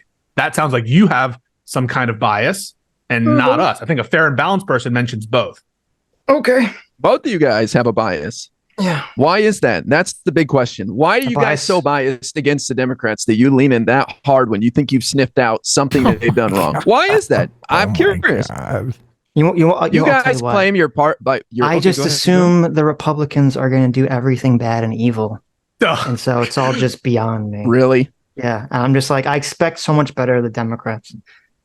Are you serious? Joking. Come on. Yep. You're joking. Har, har, har. Sitch. There's no way you're being honest. Come on. No, the honest answer to the question is because from this issue, as I said, number one, as I said 10 times in this conversation already, what was interesting to to us about the issue was about how the trappings of power were working here, number one. And number two, the Republicans' motivations in this situation were very clear. And I think I even said that in that clip. I said Matt Gaetz, I believe, just wants to run for governor, just wants to run for president. And he's never going to make a deal with McCarthy because that's not his goal. His goal is just to be selfish, just to try to gain. He's doing the Ted Cruz maneuver.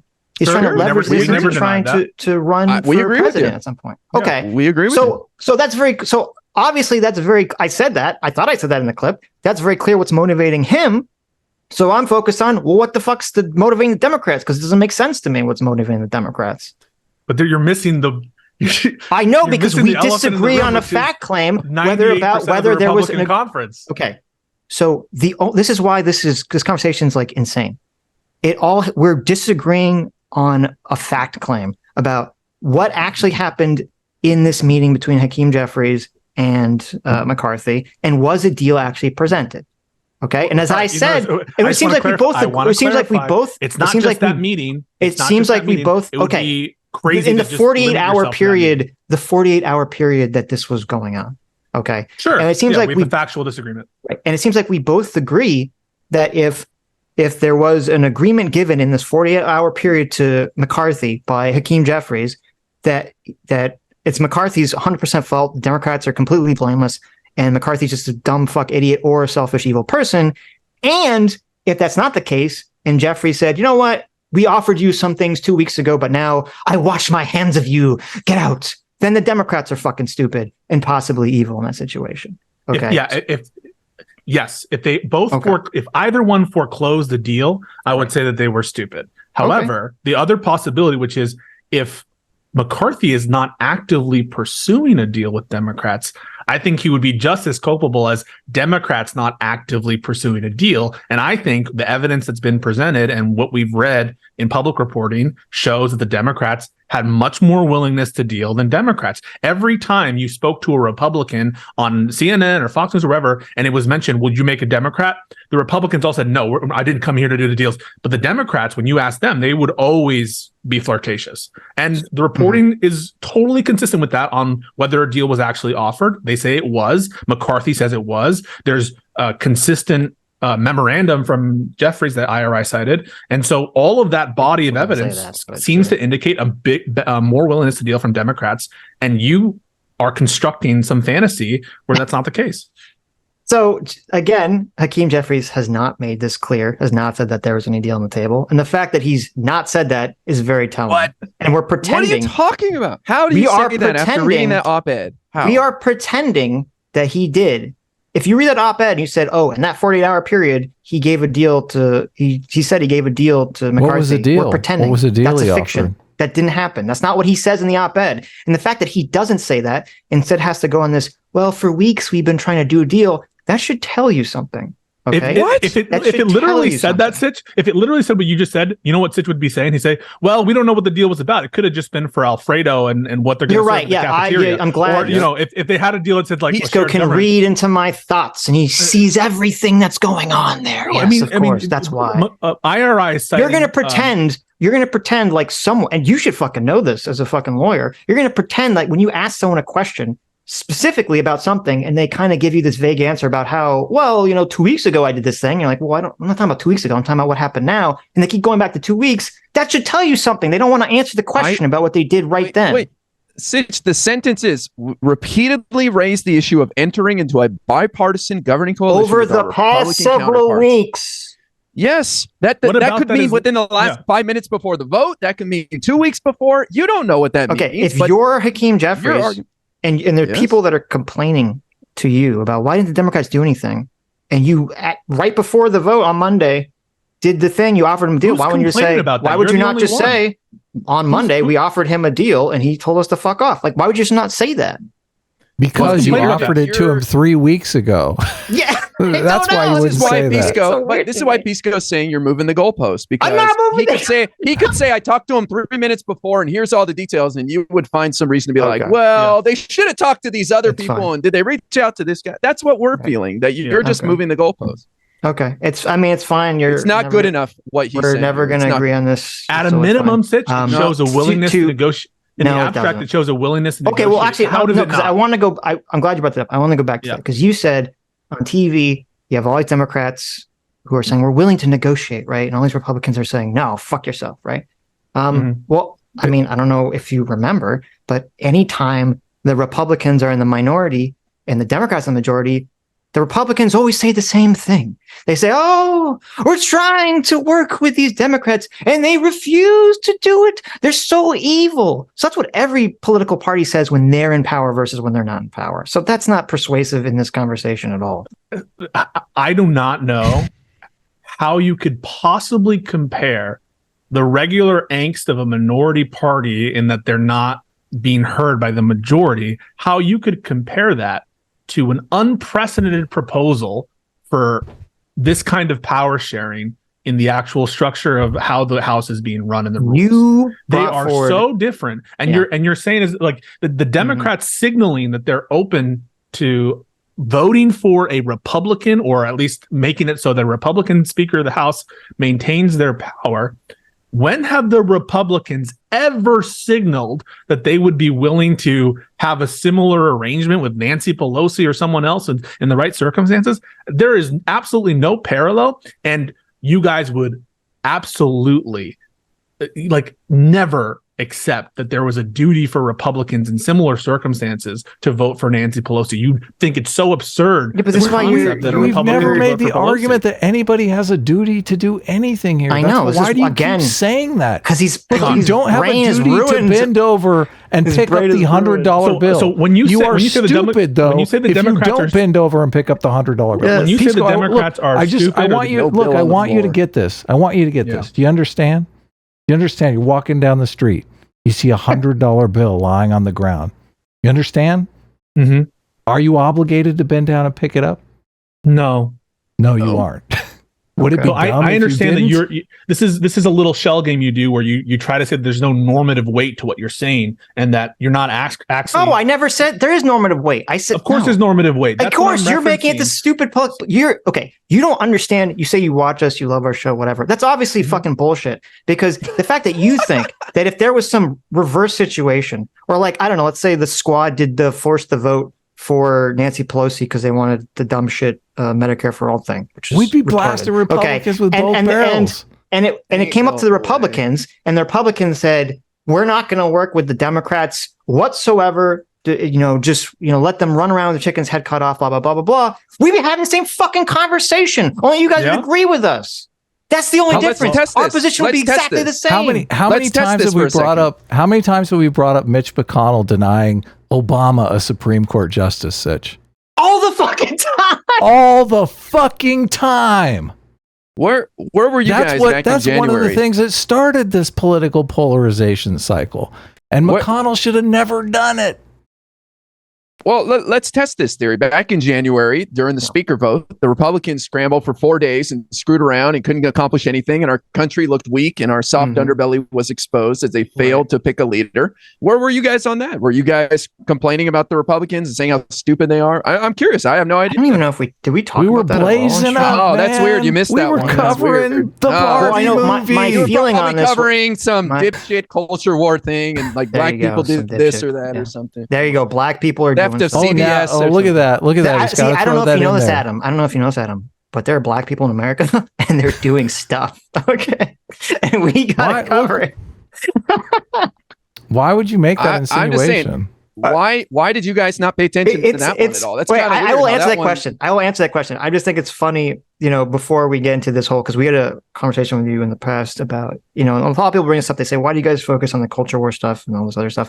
Meanwhile, we just found out, by the way, that like half of the leftist bread to people are totally fine with like raping and killing civilians. So the fact that you can never, ever, ever make this argument that like, well, why do you care about the woke left, Sitch? I don't know. You fucking tell me. When that's a good one. Twitter would fucking tweets that say, why do you care? This is decolonization. Get tens, if not hundreds of thousands of fucking likes for this shit. You can never fucking bring this shit up again. Scary ever. shit. Okay. Scary shit. You're delusional at this fucking point. Okay. That we don't care about BreadTube. Those people suck. They're weirdos. I condemn them all. Okay. I'm glad. Where were you guys when the Republicans did the biggest epic fail in January? Did you have to answer the question? Or you didn't even notice it? So to answer the question, my personal thought on this, I don't even remember if we talked about it, but my personal thought on the situation was, wow, the Republicans are totally fucking incompetent.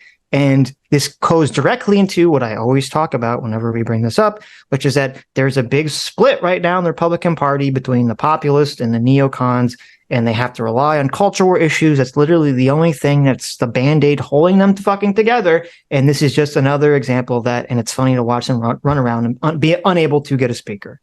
Perfect. Sitch. Okay. So just to be clear, that was our position then. IRI and my position was exactly what you just said, and it's our position now. Nothing has changed. You're the one who's changed and said the Democrats are now responsible. Absurd. Why are you not blaming the Democrats for not making a deal and helping out McCarthy then, since Matt Gaetz was so in control and got all the power at that moment?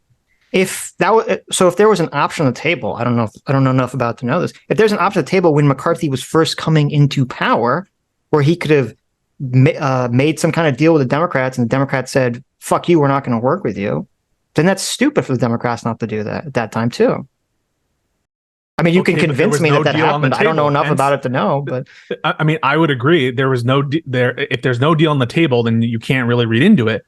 My position is there was no deal on the table then, because Republicans would never have, after winning their seats, been willing to share power with Democrats.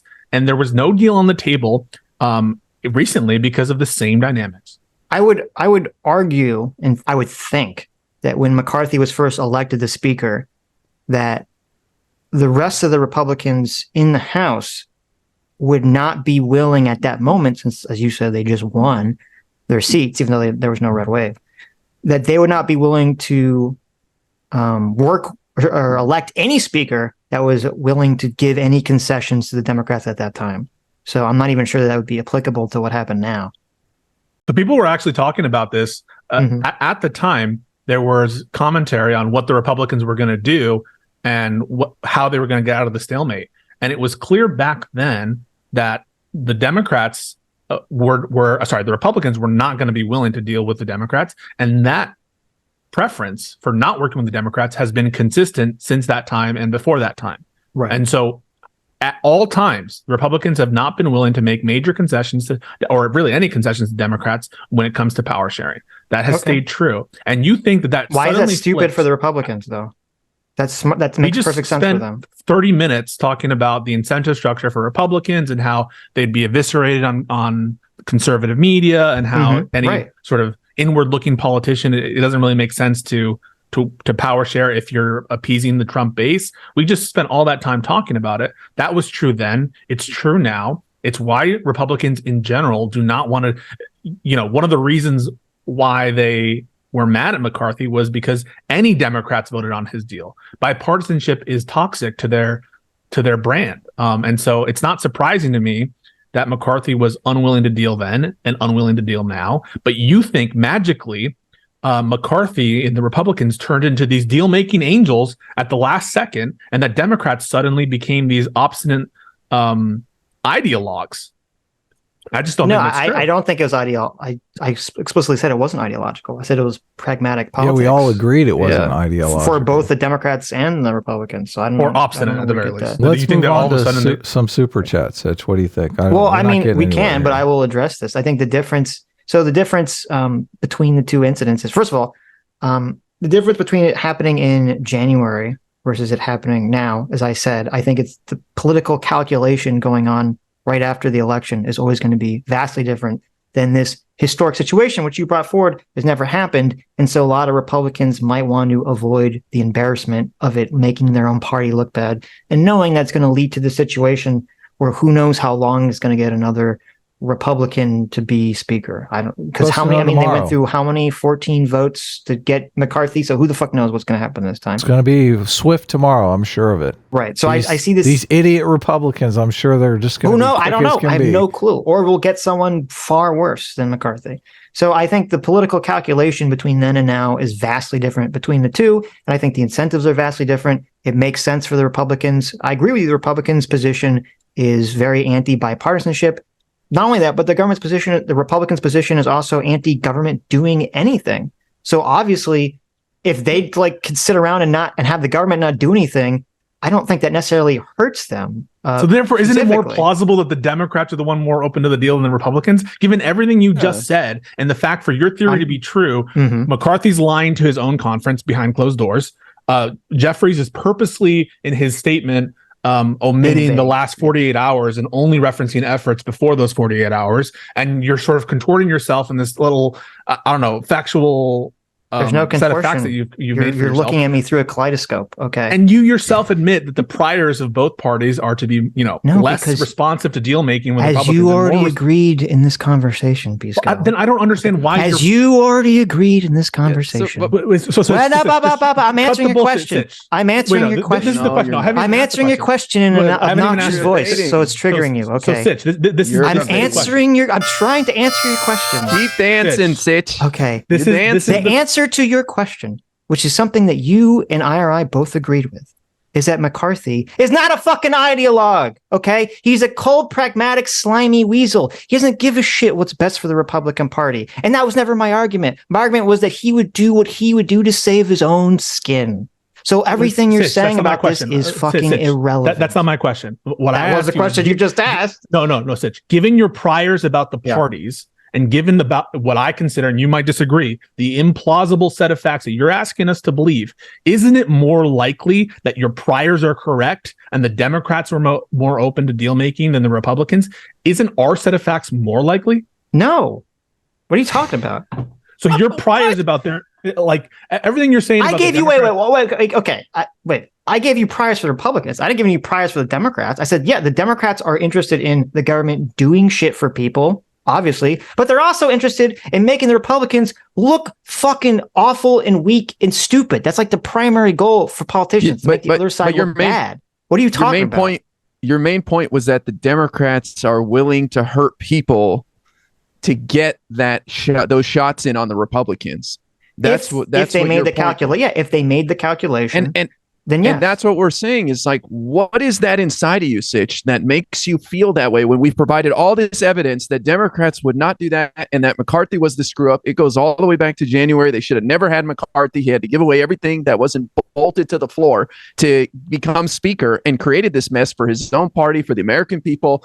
And it's all their fault. We provided all this evidence. And yet all we're asking you is, why did you jump so quickly to the assumption that the Democrats were doing this because they're evil or the stupidest people on earth? Right. Why? So this is the difference, and this is why you're coming from where you're coming from. Okay. You're looking at this through the lens of blue team wants to help people, as you said, and red team bad people that don't want to help people. And that's kind of the prior in which you're building everything off of it. And I'm looking at it from the perspective.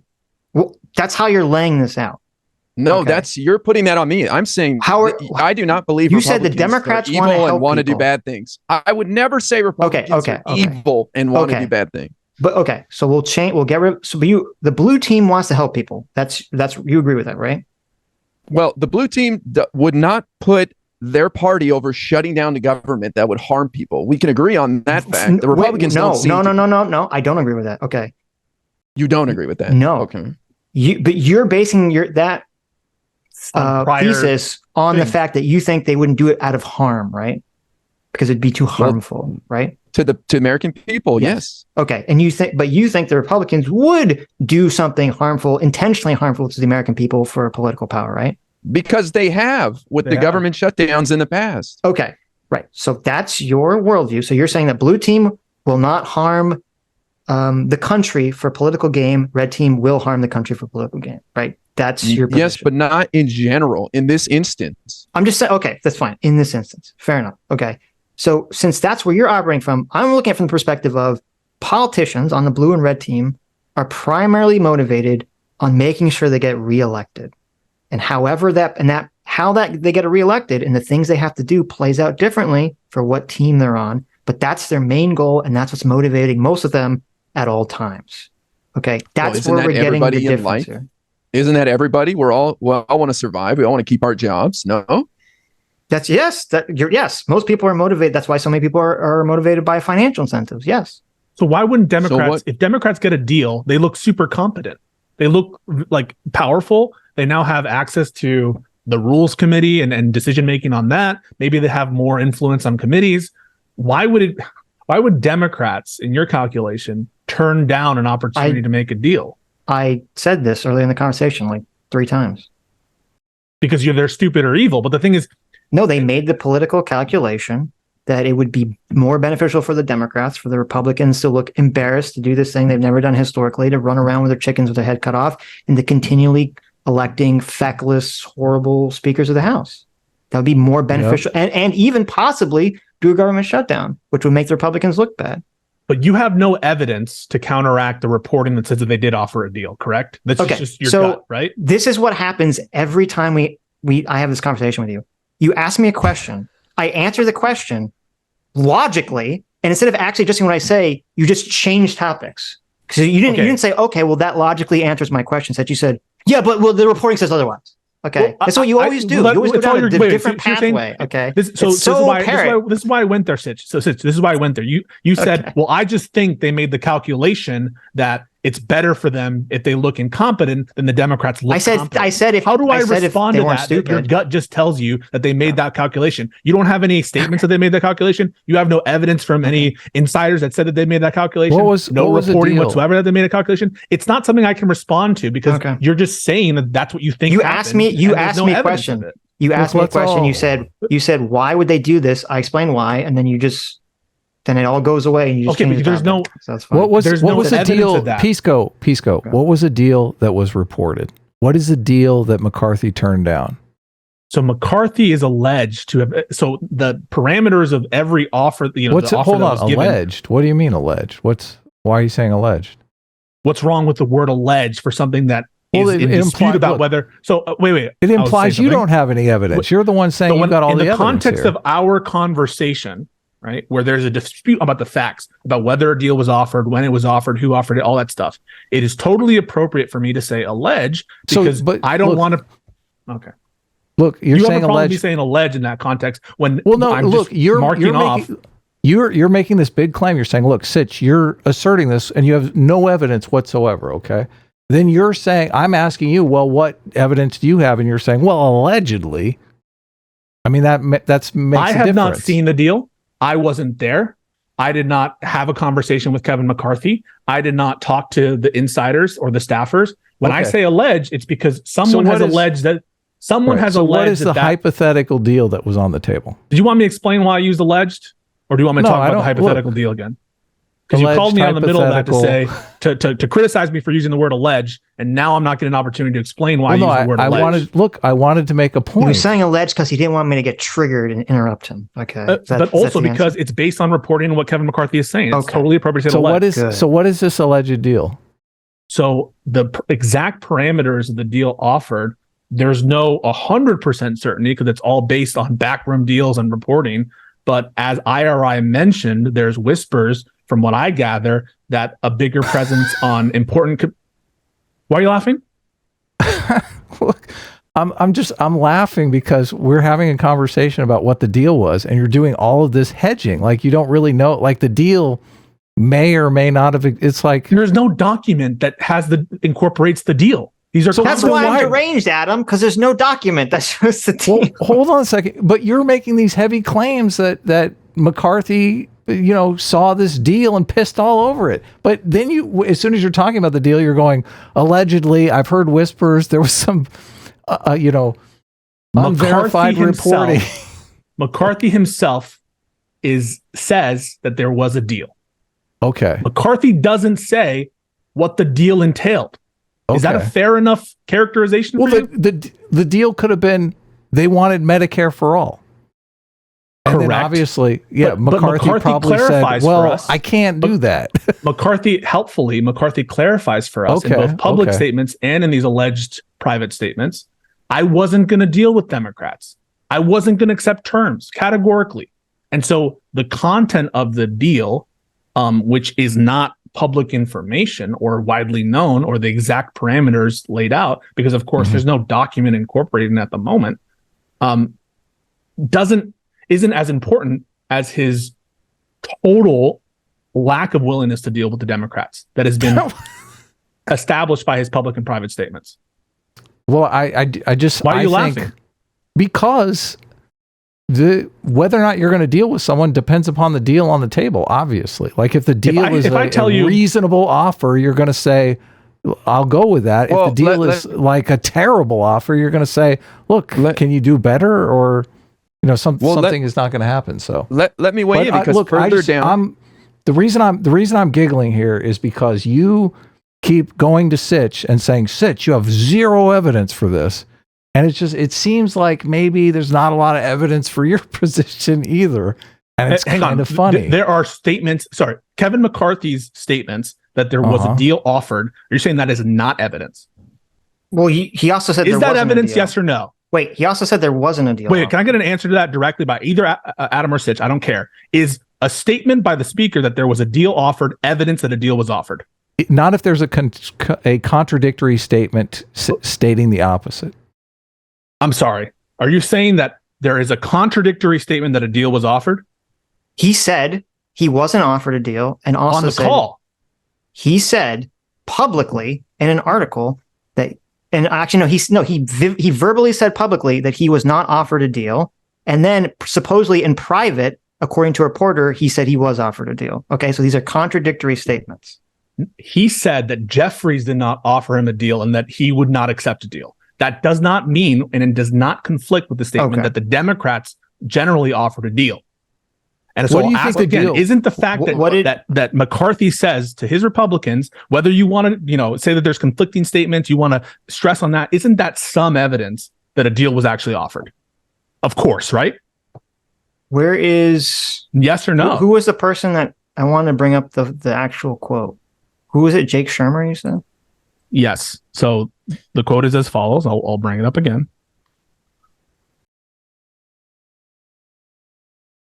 McCarthy enclosed GOP meeting. We got a lot of big challenges. I don't want this to be an angry meeting. I firmly trust in God. You need 218 votes to be a speaker, and for the rules and amendments, you held my mouth until you said something that wasn't true, and I did it for the good of the conference. And I did it for the good of the conference. The Dems came to me to make a deal. I wasn't going to make a deal. When 8 people work with the Democrats, it's not in the best for the conference.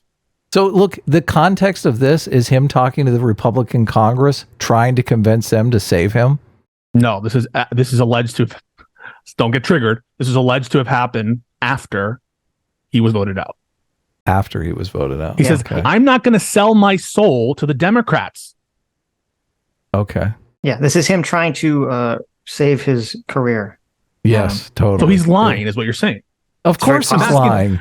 Okay, so is this his own people? Or as of course he could be doing the exact same thing that Hakeem Jeffries is. Wait, even though it's totally consistent with his behavior, he could be doing consistent with his past conduct. He could be doing literally. First of all, as we've all acknowledged here, I don't think any of us trust McCarthy. So I don't know why this is like weird to you that you're like, oh, he's lying. That he's so trustworthy. Okay, number one. Number two, the way he's framed this, it could literally be the exact same trick that Jeffries is using.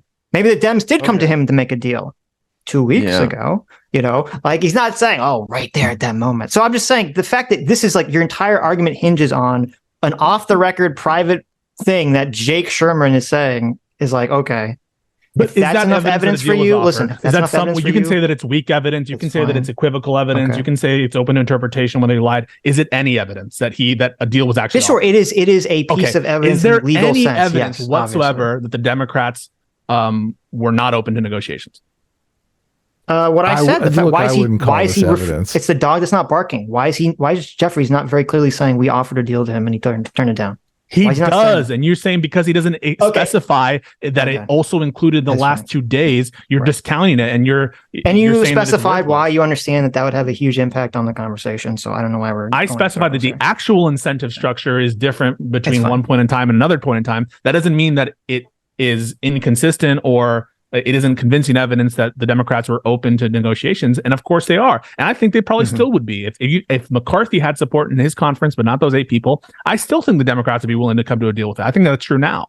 Okay, and there are some details, Sitch. There are details. Further down in the op-ed piece, he says the details would be subject to negotiation, but then he goes on to say that a handful of extreme members on the Rules Committee or in the House conference can prevent common sense legislation from ever seeing the light of day. That must change.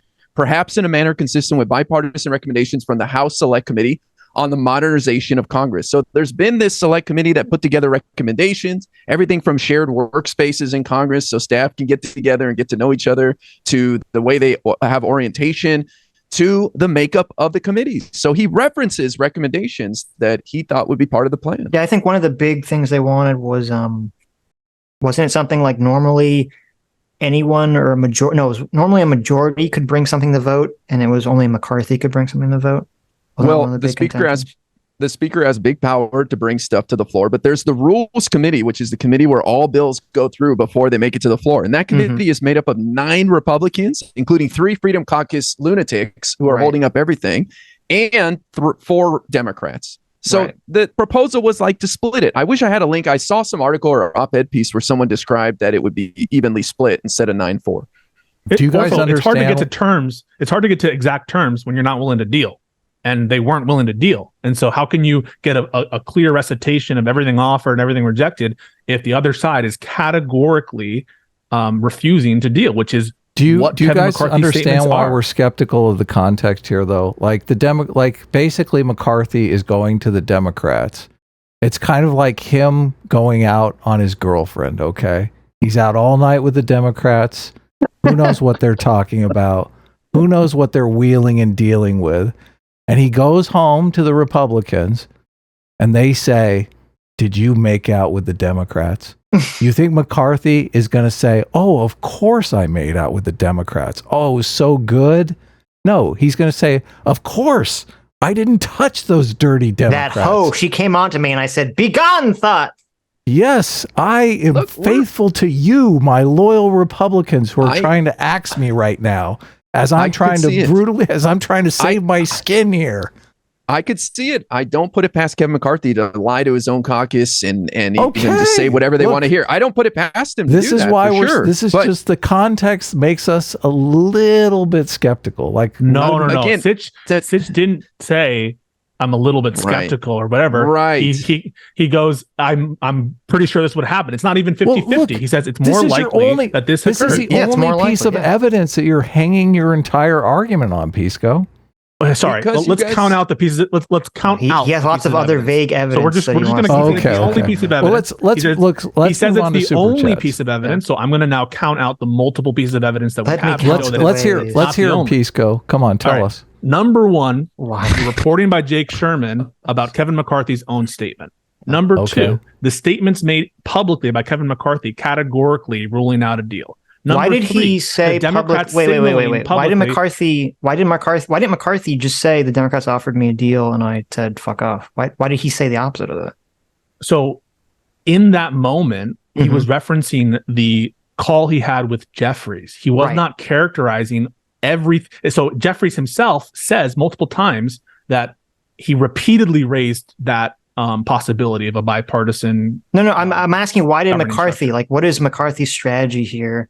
Why would he not have said, the Democrats, Jeffries called me up and he said, here's a deal. And I said, fuck you. I'm a Republican, damn it. And I stand by my country. Why didn't he say that? Because Sitch, he's also holding out hope that in vain, that Democrats will just vote for him on nothing.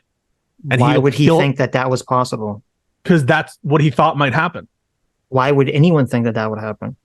Because they're number one, there's the bipartisan problem solvers caucus that was begging their moderate members in the Democrat side to vote for him. And who knows, it was a little up in the air if Democrats would vote present, some of them, to try to do it. Some of them are in tough re-election campaigns too.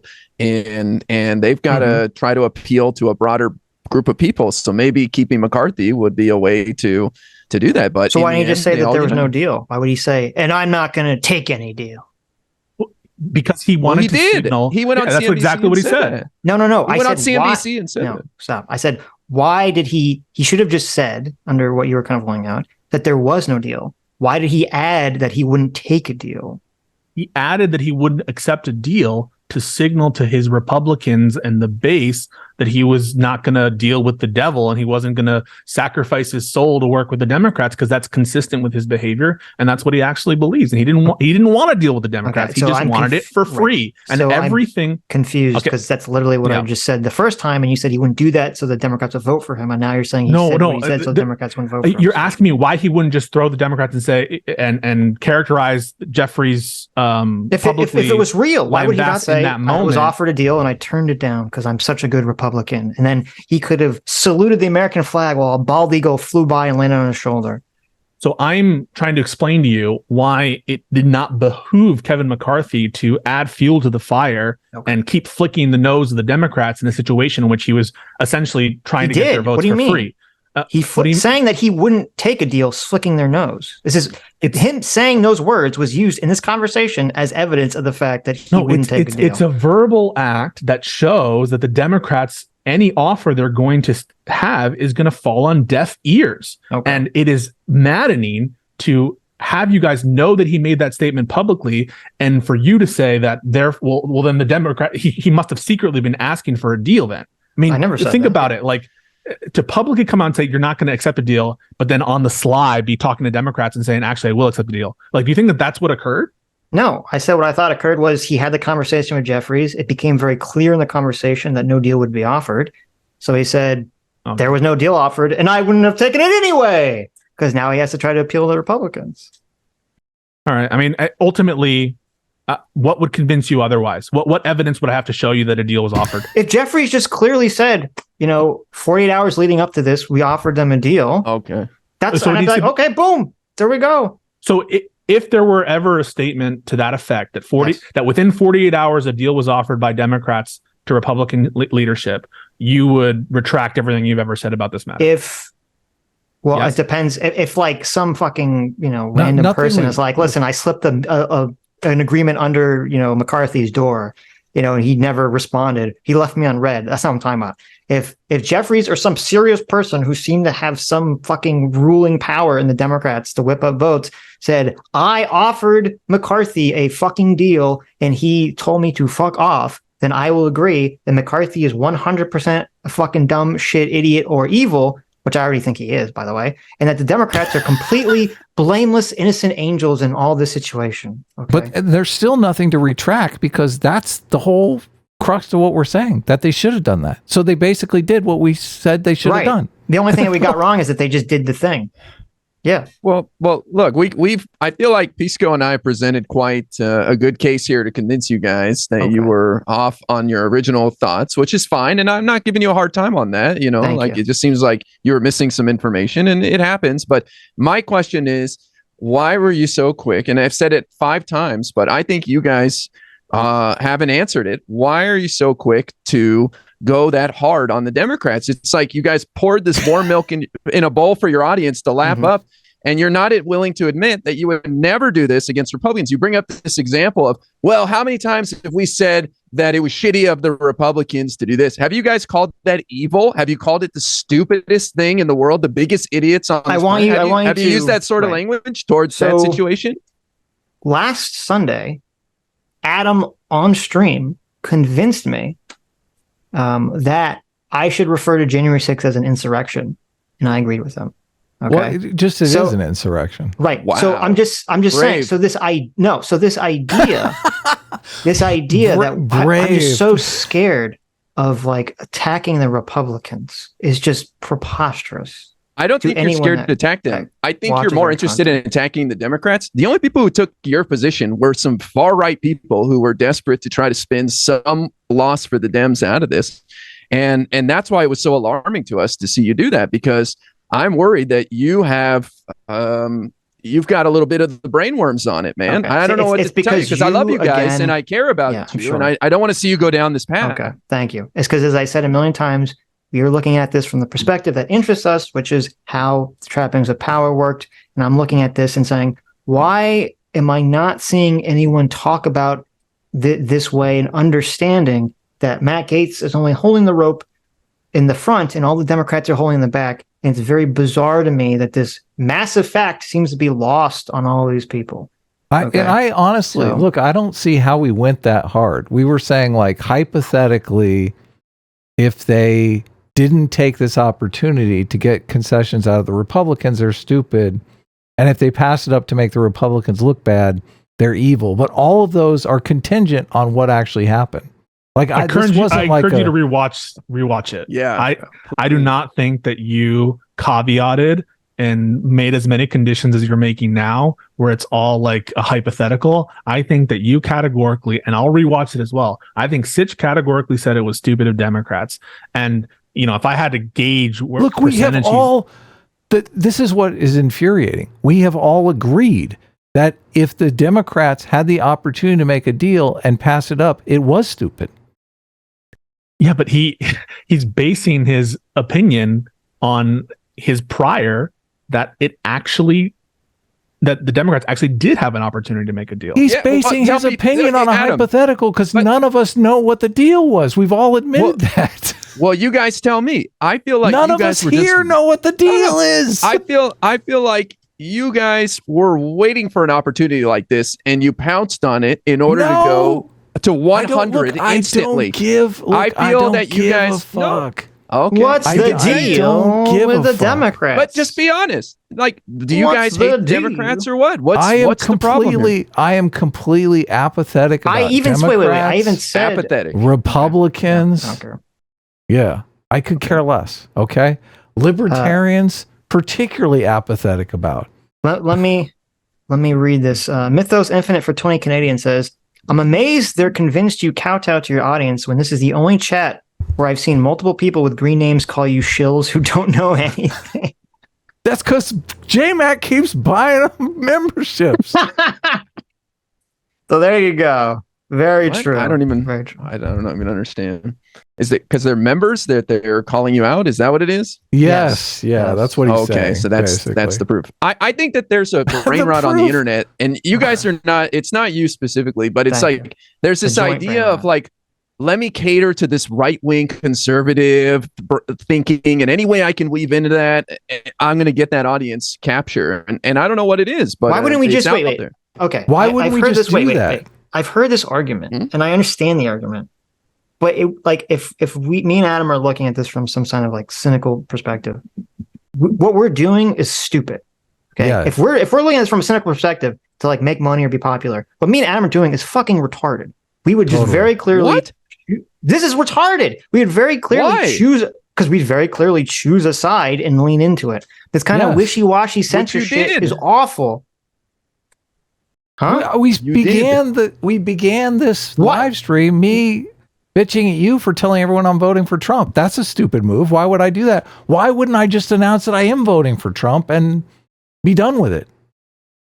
Well, that would be the ultimate grift. That would be awesome. And why don't honestly, we do I'm that? an idiot for being a liberal on the internet because you guys you're dancing a little bit on the edge to try. I think you poured warm milk into a bowl for your audience of kitty cats. That's what I think you did. So we're willing to sell a little piece of our soul, but not the whole. I think you were, Sitch. I'm not trying to be a dick, but I think you guys, and I don't think you guys listen. I don't think you guys did it planned it out. I think that there's something in you that made you do that, and I don't know what it is, but I encourage you guys to reflect on that and think about it. That's all I'm saying. Okay. I'll think about it. I think I even said in that in the clip, I said part of what annoyed me was that I don't like when people incentivize people to do they punish someone for doing the thing you want and incentivize people to do the thing you don't want. I think I even said that. That's exactly what's going on here. Probably part of why I was a little bit more agitated than normal. But it's fine. Okay, so now we get to the crux of it, in my opinion. Yeah. Oh. I think that what you were actually trying to say is that the Democrats should have, whether or not a deal existed, unilaterally voted for McCarthy in their own interest. That's what I think you really meant. Bullshit. That would be that's idiotic. Why? That's my position. Your incentive argument works whether there's a deal or not. About incentivizing good behavior. Yeah, but no, because if he said fuck off, that's not a good behavior you don't want to incentivize at all. That's terrible behavior. What do you mean? Okay, so you agree that the Democrats should not have unilaterally voted for McCarthy without a deal? Of course I said that in this conversation. Okay. All right, that's retarded. I just want to be clear. Okay. All right. But this is the Why problem. That, would like they both do you that? and IRI have different assumptions about what's motivating Yes. my secret thought process here, and they're both retarded and wrong. Look, let's test it. Next time Okay. the Republicans do something bad, put out a video blasting them as hard as you did here, and let's see how that goes over with your audience.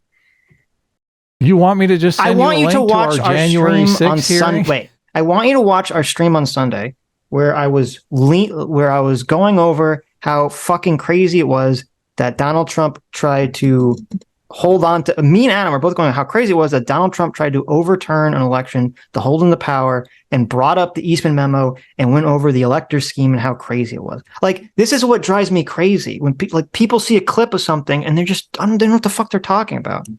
Like, this I is watched not your how whole we video. operate. I didn't see a clip. I watched the 20-minute video. That's what I watched. That was a clip from a stream. That was a clip from like 12 A o'clock. 20-minute clip? A Yes! clip is like 30 seconds. Like I got clipped. But this debate is like 4 hours long. So you're What the telling me, fuck? wait, you're telling me that I took you guys out of context for watching a 20-minute video? Really? No, stop. You You're took taking out us of out of context. context You now. derived an entire motivation for us that is completely detached from what anyone who watches our content would think.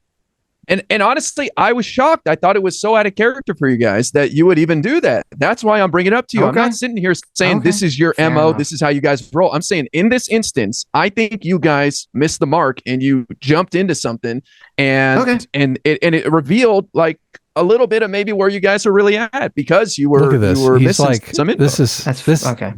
This is why it's so stupid to have these Listen, you're the one who conversations, said really. that I'm high and smoking crack, and then you know what I mean. So don't try to Now lecture we're me getting that I'm somewhere. making assumptions about you. There You're the you one who go. said, "Am I high? Am I on crack?" Look, I mean, are you? There's a giant difference here. When I say that you're high and smoking crack, I am joking. You are literally making the accusation that we have ulterior motives. Okay. Now, if you're saying that's a joke, I would love to hear that right now. I'm saying somehow I don't unconsciously. think you're joking. Unconsciously. Okay. Well, I think Unconsciously, I think there's a little bit in the you bag. want to smoke crack and fucking crack out Maybe I all do. night long. Okay. Maybe I do want to smoke some rock. You know, Don't we all? Maybe I'll think about it. It's just a giant difference. It's a total giant difference. Look, we're not here accusing you of being unconsciously malevolent, okay? And it's kind of a dick move to do that. In all honesty, Really? I just thought you were deranged. I don't necessarily think. it is totally a dick So move. we're not I think- malevolent at him. We're just deranged. Okay. IRI said clearly just now that he thought Look, it's I called think- unconscious bias and that you're not being malicious. I think RI has all you've kinds accused of us being- unconscious biases Well, the thing is, in this very that conversation, I will talk probably about use on both of other us. live streams when he's not around. I do. You've I do accused have both all of us sorts of of being bias. unconsciously biased in this conversation. You Yeah, said that you're and I just stand thinking by in that. terms of Team I Blue. stand- That's what you both. Okay, then don't act all like hurt. Yes. Like your feelings are Yeah, hurt. come when on. You're accusing You're us of ulting being- right now. You're ulting right now for no Ulting? reason. Like, I would expect my Yeah, that friends to tell me if they feel something's off. I would hope people would reach out to me and say, "Look, out of love, I There's feel like something something's off. off here." You're thinking, IRI, no, but you're there's Wait, why something, did you- there's something Okay, off. listen. Next time we're off, IRI, you can listen. You can slip into my DMs and be like, "Hey, Sitch, how you feeling? What's going on? Are you okay? maybe I will. I saw your clip here and it was a little crazy. Let's talk about it. Listen, baby." I'm not doing. I didn't make my video. I didn't respond like, "Oh boy, here's some clout I get here." It's like, no, I know, I was that's alarmed at what I fine. saw, and Okay. I didn't. And I was. Alarmed. Oh my I God. was. It's It fine. may not be a Listen. big deal to you guys, but this is my world. Okay, I live my- in this electoral politics my world, and God. so when I see some opinion that I feels way off from some people that I haven't seen that from before, I'm going to bring it up. Remember, Can you search his video? Yeah, for the- also, the transcript to You bring were up trying to where he insult said, me too, Adam. where he 100%. said that You tried to the call Democrats- me a Destiny Orbiter and all this stuff. Come on, You man. are a Destiny You're acting like Orbiter. you're just Oh, like, wait, I'm such you're a nice not- guy. never mind. You want to talk about being a Pisco, dick? you're a Destiny Orbiter. So what? But you didn't say it in a nice way. You were trying to be insulting. So come on, you're acting like I'm so mean to you. Come on, you That got is- thick that skin. is- You're he- throwing I- jabs at me too. I do agree with IRI. That is true. You Look, did. there. Like I said, Like they went like tattling. I didn't even talk to Destiny about this. You mixed me up with some other people, which is I- fine. I- we you did. know? We did mix you up with someone else. Yeah. And that's I fine. saw the But you video were and trying I to thought be. it was You were trying to be a deranged. I dick still to do. me. You were trying to be a dick to me, so don't cry and ult here in front of your audience. Were we right confusing now. you Like, with I'm giving you a Josiah? hard Who time. was? I went on the running to stream Destiny and besides I said Pisco? that your video was deranged Yes. because it was deranged and it Okay. continues to be deranged. That's fine. You have absolutely It was. zero It was. basis. Look, it was Josiah that was the. But we would. we Okay, would have but had. you were we- trying No, to say I it was remember doing that. Did he also do Look, it? I don't know. There was other people there. Who knows? I Josiah don't was know. in the video too, and we would have had Josiah on for this, but it would just like it's These three basically people. like Clusterfuck. well, and it's kind of 2v1 because I'm doing blunts in the I'm doing a little light graphic There you design go. over here. Oh wait, so now I'm going to use Adam against Sitch. Woo! I'm going to use Adam against Sitch. So Yeah. you heard everything, Adam. Yes. On balance, what do you think is more likely? That Kevin McCarthy was never offered Jesus any Christ. terms or approached about a deal, and that he's therefore lying to his own conference? Or do you think it's more likely that Democrats did approach him and he rejected them? Well, I'm sure that they offered him a deal that was something that would present a lot of pain to him, obviously. So I'm sure they offered him a deal that's right at that edge of, oh my God, if I take this deal, my life is going to be a living So hell. hear those words, Adam. And I love you're honest, and I love Adam. I also love Sitch. Mhm. Adam just said he's sure the Democrats offered a deal, Mhm. and he says the terms are probably on the margin, but he's sure that the Democrats offered a Mhm. deal. In other words, Yeah, why not? he totally disagrees with you, Sitch, and thinks that I don't know. You must think he's insane because you're sure that they offered a deal.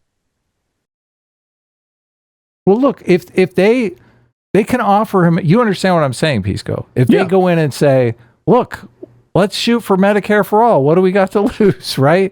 If they offer Medicare for all, what do you think the chances of Speaker McCarthy taking that deal are? Zero, but then what Sitch Zero, is saying okay. about zero, but So- then what Sitch is so the saying about question- like deal is just So look, Okay, the wait, question, the question becomes, what This was is the retarded. deal?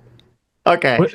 Oh, Have you- but it are isn't- you- okay. If Sitch is Jeffries saying went to that they did not even offer Okay. a deal. You asked. Wait. Early in the conversation, you said, Sitch. Okay. If we find out a year from now that the Jeffries actually did offer a deal, are you going to come back and say you were wrong? And I said yes. Okay. I should have added a little asterisk there. If the deal included something insane like Medicare for all, I'm not going to say I was wrong, because obviously that's a non-starter. Okay, let's not be I ridiculous. thought the question. Well, no, this is a perfect thing. That you offer them Medicare for all, and then you can come out and say, look, we offered him a deal, and they would Right. not play ball.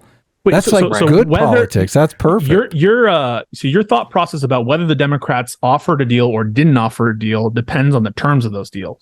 Well, this is why they wouldn't it's- say the deal. Are you talking to because me or Adam? This I is guess why they Sitch, wouldn't- because the question is, did ahead, they Sitch. offer any deal or not? A And you're- realist, not some fucking insane deal. If they said, listen, I will give you the speakership if you bend down and suck my dick. That's not a real deal, okay? Like, then- what are we talking about here? Your entire premise relies on Kevin McCarthy lying to his own conference and saying the Democrats weren't willing to deal. Or sorry, look, the Democrats after were he willing to deal. sucked the Yeah, what do you Democrats' think, dick, Jess? of course he's going to lie to his caucus. Oh, And what if he did suck his dick and he still didn't do it? Then he's obviously going to lie. Yes, of embarrassed. course he's going to lie. so this Oh is my what I God. mean. You're going to caveat. What if he agreed to Medicare for all and then they fucked him, Sitch? Oh Right. my God. I He's know. going to it's lie just as about that unrealistic. forever. I think it's just unrealistic to say Medicare for all as it is to say like equal power sharing in the House. There's no, No, but- chance that. but But what if look, the Democrats, Pisco, as I part just of wanna make sure. negotiations, the Look, first thing you Pisco, offer? I just want to make sure you understand Wait, what I'm saying. what is, wait. Look, what is it good? Is it good for the Democrats to come out and say they made an offer? Does that make the Democrats look good? Yeah, and they did. Okay. But So they if the didn't. Democrats make an offer that is unreasonable, they can still come out and say, we made an offer, but they know there's no way in hell the Republicans will take that offer. You understand that? I think IRI literally quoted Jeffries, and obviously Jeffries' opinion on what reasonable is going to be different than what McCarthy's opinion on what reasonable is. But I'm pretty sure the words that Jeffries used either involved reasonableness or signaled that it wasn't asking for speakership, but it was like greater proportion on the rules committee or something like that. And so but until we know what the deal is, we can't judge it by how reasonable it no, is. because the question I thought was whether or not the Democrats offered any deal. And even if the deal was make Jeffries the speaker, right, then that would show the Democrats did offer a deal. It was just an inadequate deal. In response to that, initial offer. As you guys know, initial offers for things are often more than what you're going to get, higher, right? Of course. And so you start Medicare for all, and you get the fucking Romney Care plan. Right. So this is good. I'm glad to hear you say this. This is, as Fondue in the chat brought up, I guess Pisco agrees that when, Russia offers a peace deal, that Ukraine should just take it because, they offered a deal, right? I mean, who cares if the terms are like insane? No. Well, there's a factual dispute about whether there's a factual dispute about the meta levels of these people and whether or not a deal was even offered. There's no way. We're not talking about the fundamentals. Do you think that I have an IQ below 100?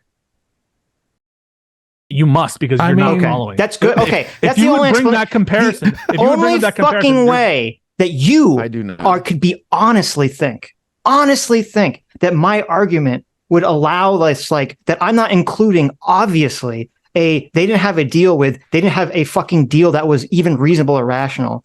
The only way you can honestly think I didn't include that is if you think I'm a fucking moron. More likely you're just trying to create some weird pedantic way to try to be like, Sitch is changing his argument. He never said if they offered to literally suck his dick, that's still technically a deal, so therefore Sitch is wrong. Like, what is this insane fucking argument you're giving? We're having this conversation specifically to remove any ambiguity and any doubt, and you said that there was an implicit reasonability. Go back. I'm pretty sure I said reasonable deal like 20 times in this conversation whenever I asked this question. I'm pretty sure I said the words, if they offered a reasonable deal, and none of you said, what's a reasonable deal? Okay. Oh, so now you're so don't give me this. He's moving the goalpost. You moved on.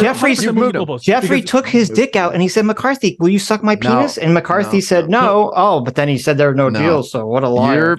You're pushing these goalposts, dude. The argument was there was no deal. No deal. Nothing. And now it's not a good enough deal, and we don't know if it was good or not. Yep. So that's fine. You can move them. That's fine. There you go. I've moved. Listen, I've moved the goalpost away from dick sucking. That is true. No. It's super important because part of this chronology, you explain that what you think the dynamics was Kevin McCarthy like very fervently looking for a deal and the Democrats rejecting him. But if the Democrats are offering an initial thing which might sound unreasonable, Jeffrey's as speaker, maybe that's just the first round of negotiations. Anyone who's negotiating will know that the first offer is almost never accepted. In fact, you're taught when you're negotiating, don't ever start with what you think a fair deal is. Don't tell that to Steven Crowder. The nature of a deal. Well, I'm just telling you what you're taught in negotiation. The nature of a deal is you don't start with what you think something fair is. You start with something which favors you, and then you progressively bring it down. And so now what you're suggesting is, I would not change my opinion unless it's a deal that I consider to be reasonable as the initial offer, and that just totally moves the goalpost. So to answer the question in a non-meme way. I do agree that usually the ways negotiations work is you start with a strong bid and you try to compromise down. So that definitely could happen. And if something like that happened, I would definitely acknowledge it. But you would also, I would hope, acknowledge that realistically, even there is a point to the strong bid that is past the point of ridiculousness. Like if he actually said, suck my dick, that is not a real. Yes, that's equivalent to, to saying, I don't want a deal. Yeah. Okay. Can I ask Sitch this one sentence? My understanding is you're telling me this is not proof a deal was offered by the Democrats. This is from Jeffrey's op-ed. House Democrats repeatedly raised the issue of entering into a bipartisan governing coalition with our Republican counterparts publicly as well as privately. Is it my understanding that you are saying that is not proof that Democrats offered a deal? At the 48-hour time period that his head was on chopping block? No. It's not. Okay. So there we go. The goalposts, we got wheels on them. They're just moving around the field wherever we want them. That's fine. So wait. It's only for 48 hours. And it's only if it's what I consider to be fair. And it's only if it's not so ridiculous that they can reject it out. This is like, okay, so this thing happens in these. Pisco and I can take our W. We can get to. That's fine. You can take your L because, that's fine. You can take your W. You can take whatever you want. This is what happens in these arguments and conversations. Someone makes a point. Someone makes a counterpoint.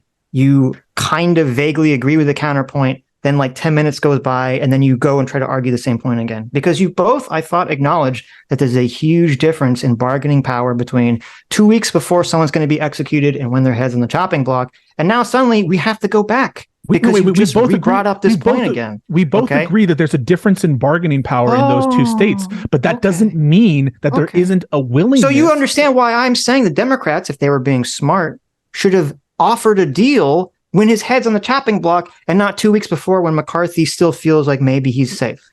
I'm really important statement does not exclude the possibility that a deal was offered close in time. Just so you're aware. Watch out, he's an attorney. You are mad and you're saying that no deal was offered because it does not specifically say within the last 48 hours. You think it's ridiculous to assume that a deal was offered within 48 hours. Because I think it's weird he wouldn't say that. If he didn't I think it's weird he wouldn't be clear. Offer it. Okay. But again, I'm never going to agree on this. That is totally so fine. pedantic and So Let's read some super hyper-specific chats. that Can I ask one more question? So now, again, your argument is that there it needed to be a stronger proof of concessions or agreement or a not deal. stronger, just the specific closer we to got the time to the period. time. Specific to the time period is what I would be looking for. Yes. So I just want Sitch. Let me give you a state of the world. Okay. If 1 week before he's on the chopping block, Democrats come with a deal, and McCarthy says, "Listen, under no circumstances am I ever going to deal with you." If he said that, and then the Democrats hear that and say, "All right, we'll never again offer a deal," what would you think of that situation? When my recollection was that all the stuff with him being on the chopping block all happened really quick, did it not? It all happened within 48 hours, I thought. Sorry, if what I just said happened, if a week before... Right, so you're saying a week before he's on the chopping block. So he doesn't know he's on the chopping block. He thinks maybe, right, but it's not clear.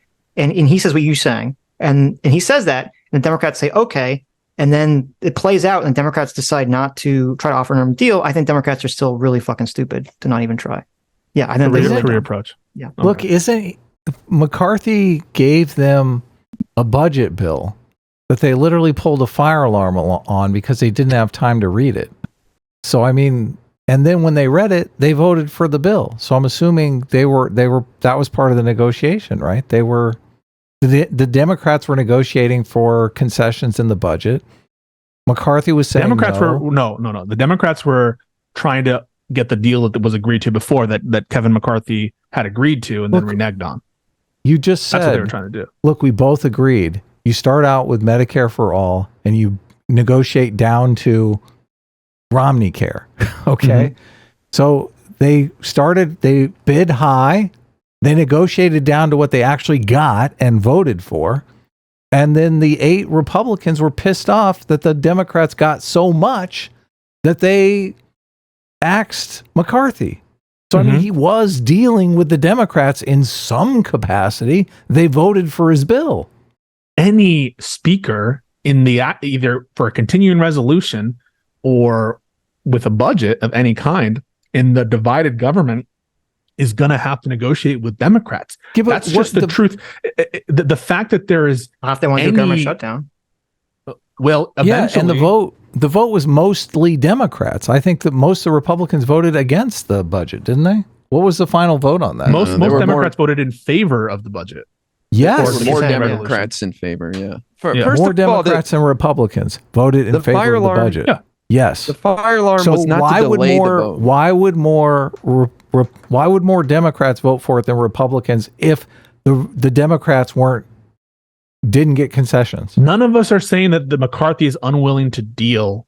McCarthy cut a deal on some stuff, right? They cut a deal on the debt ceiling. Yeah. But you are saying, look, you're saying that after that he is unwilling to deal because you're basically saying the Democrats came to him offered him something to save his speakership, and he's unwilling to deal with Democrats on the motion to vacate. He cannot be seen to be offered terms according to McCarthy. And he refused categorically any terms by Democrats. That's what he's unwilling to negotiate on. He's totally unwilling to negotiate on anything at all times. He's willing to negotiate on the amount of spending. He's willing to negotiate on I don't think that he's just this never willing to negotiate. Obviously, the government's not shut down. Also, Adam, you're acting like he did him a favor or something. Like 77 Republicans voted for this bill, or 77 senators voted out of 100 for this clean resolution, including 28 Republican senators. Like, this is what the deal was. There was no negotiating on this. There was no offer from Kevin McCarthy. This is what he was supposed to do. But he tried to flail around and get a little better deal to win over people so he doesn't lose his job, and he failed. So at the last minute, he put the continuing resolution that was clean, like the Senate wanted. And his people didn't like that, so they booted him. I thought he changed it a little bit. Took the Ukraine funding out. Yeah. That's it. Okay. Who was the one Democrat that voted against the budget? That's the real question. There was one Democrat because he was mad about the Ukraine stuff. What a jerk. Okay, let me read some super chats here because there's some good ones. Read the mean ones to Mr. Important over there. Oh, I got some mean ones. Let's go. I'm sure I you hope did. so. I hope Twitter it's- sucks for You 9 want months. them to hurt my feelings. You want I your know. people to hurt my feelings because you're afraid to do so. Is that what you're saying? Yes. Listen, I love you, IRI. I don't know if I've ever said this. I'm actually in love with you. Okay? I like you guys. I Trust have me. strong I really do romantic genuinely feelings like. towards you. I like you Why guys. would you? I Why rough would up you my like friends, anyone okay? with secret, Look- malevolent intent? I don't Wait, understand. why you only like have me? I secret said I because- love you. content. Anyone? get Well, he, compartmentalize. I'm getting First of all, denied it's on unconscious. stream live. he everybody. believes. My heart's he breaking. believes. Look, we are honest, Abe over here. Okay, we chop down the cherry tree. The IRI think- doesn't believe yeah. that though. Look, if I don't believe someone is acting in good faith, I don't Oh, boy, deal here with we that go. motherfucker. Yeah, Here we I go. like. They're dead to me, Okay. but I don't come on. understand. Twitter sucks for 9 IRI months. Unconscious. Twitter sucks for 9 months says, as a conservative, Sitch and Adam are the least likely to ever kowtow to their audience. IRI and Pisco, you call Sitch delusional. Get a mirror, please. Wow. Ooh, Damn. ouch. I think you're delusional Ooh, if you that think, hurt. given the evidence, that there's any reason to suspect the Democrats are like not opening to dealing with McCarthy. I think that it's very clear that they yeah. were. I think that person's delusional if Mm. after hearing this debate and Sitch and Adam both agreeing that they were wrong on the evidence and they seem quite convinced now that Democrats did do an You offer. can say it as that much as you want, but they none of that still- happened. Wait, None you of that literally happened. wait, Adam, you literally You said admitted. that you're sure the Democrats offered a deal. You're just not sure if they offered to suck your dick, or sorry, Right. the Democrats' dick, or whether Yeah, or but not it was that's- Medicare for all, Right. or what That's- was the deal. But you That's agree super with us. important. But I just want to be You clear. understand that Sitch is on an my island. position Sitch and is Adam's on a- position on that is like the same. Like a I- bullshit no, deal does I- not count. I in just terms wanna of the be clear conversation. that Okay. that That's on bullshit. the actual thing, Okay. Sitch is on an island, and Yeah. IRI, Okay. Adam, and Pisco all Yeah. agree that Democrats offered a deal. Okay. Well, hold on, Pisco. If I'm a Democrat and I say, listen, we don't want to not offer them a deal because we'll look bad. Let's offer Mhm. them some crazy shit, Medicare for all. Yeah. So this plan follows through. The Democrats go in and they offer Medicare for all. They shoot it down. They say no way. And the Democrats immediately go to the microphone and say, we offered them a deal. Would you accept that as the Democrats offered them a deal? So Well, it would counteract the narrative that what Sitch was saying. Sitch's narrative is that the Democrats were not willing to deal for anything, and they weren't even open to Okay, that's negotiations. my narrative. But Okay. But to be clear, I would think Yeah. that is not that ultimately that ask is not reasonable. But okay, so I don't think there's a basis to believe. So that is do you think that they scenario offered is Medicare for all? exactly Wait, that scenario Adam, is we can exactly just- what I said when you asked me if I think the Democrats offered a deal. But That's what I said I'm they signaling offered. this to counteract Sitch's narrative that nothing was offered. But we can simplify this real easily. Adam, do you think it's more likely they offered some absurd policy proposal, or that they offered something structural, like more representation on the Rules Committee and maybe more representation on other committees? I think it's likely that they could probably offer something that McCarthy couldn't do, thinking that it was reasonable when really it wasn't reasonable. Okay, I think there's that much miscommunication going on between the two parties. So shouldn't Kevin McCarthy have to give up something significant for Democrats to agree to voting for him? It should Sure. not just be Look, some I pro agree. forma thing. Yes. Yeah, I agree. Like I don't know what you would offer. I mean, I'd be interested in what you guys think would be a reasonable offer, but What I laid think out, I think. IRI, What? I think, laid it out. I think what I laid out to split the committee that determines what bills make it to the floor 50-50 instead of 9-4 and leave Kevin McCarthy as speaker. And because we only have to pass certain bills. There's only a couple of bills to pass. We're not asking for Medicare for all. We don't expect our bills to get it to the floor for our policy or anything like that.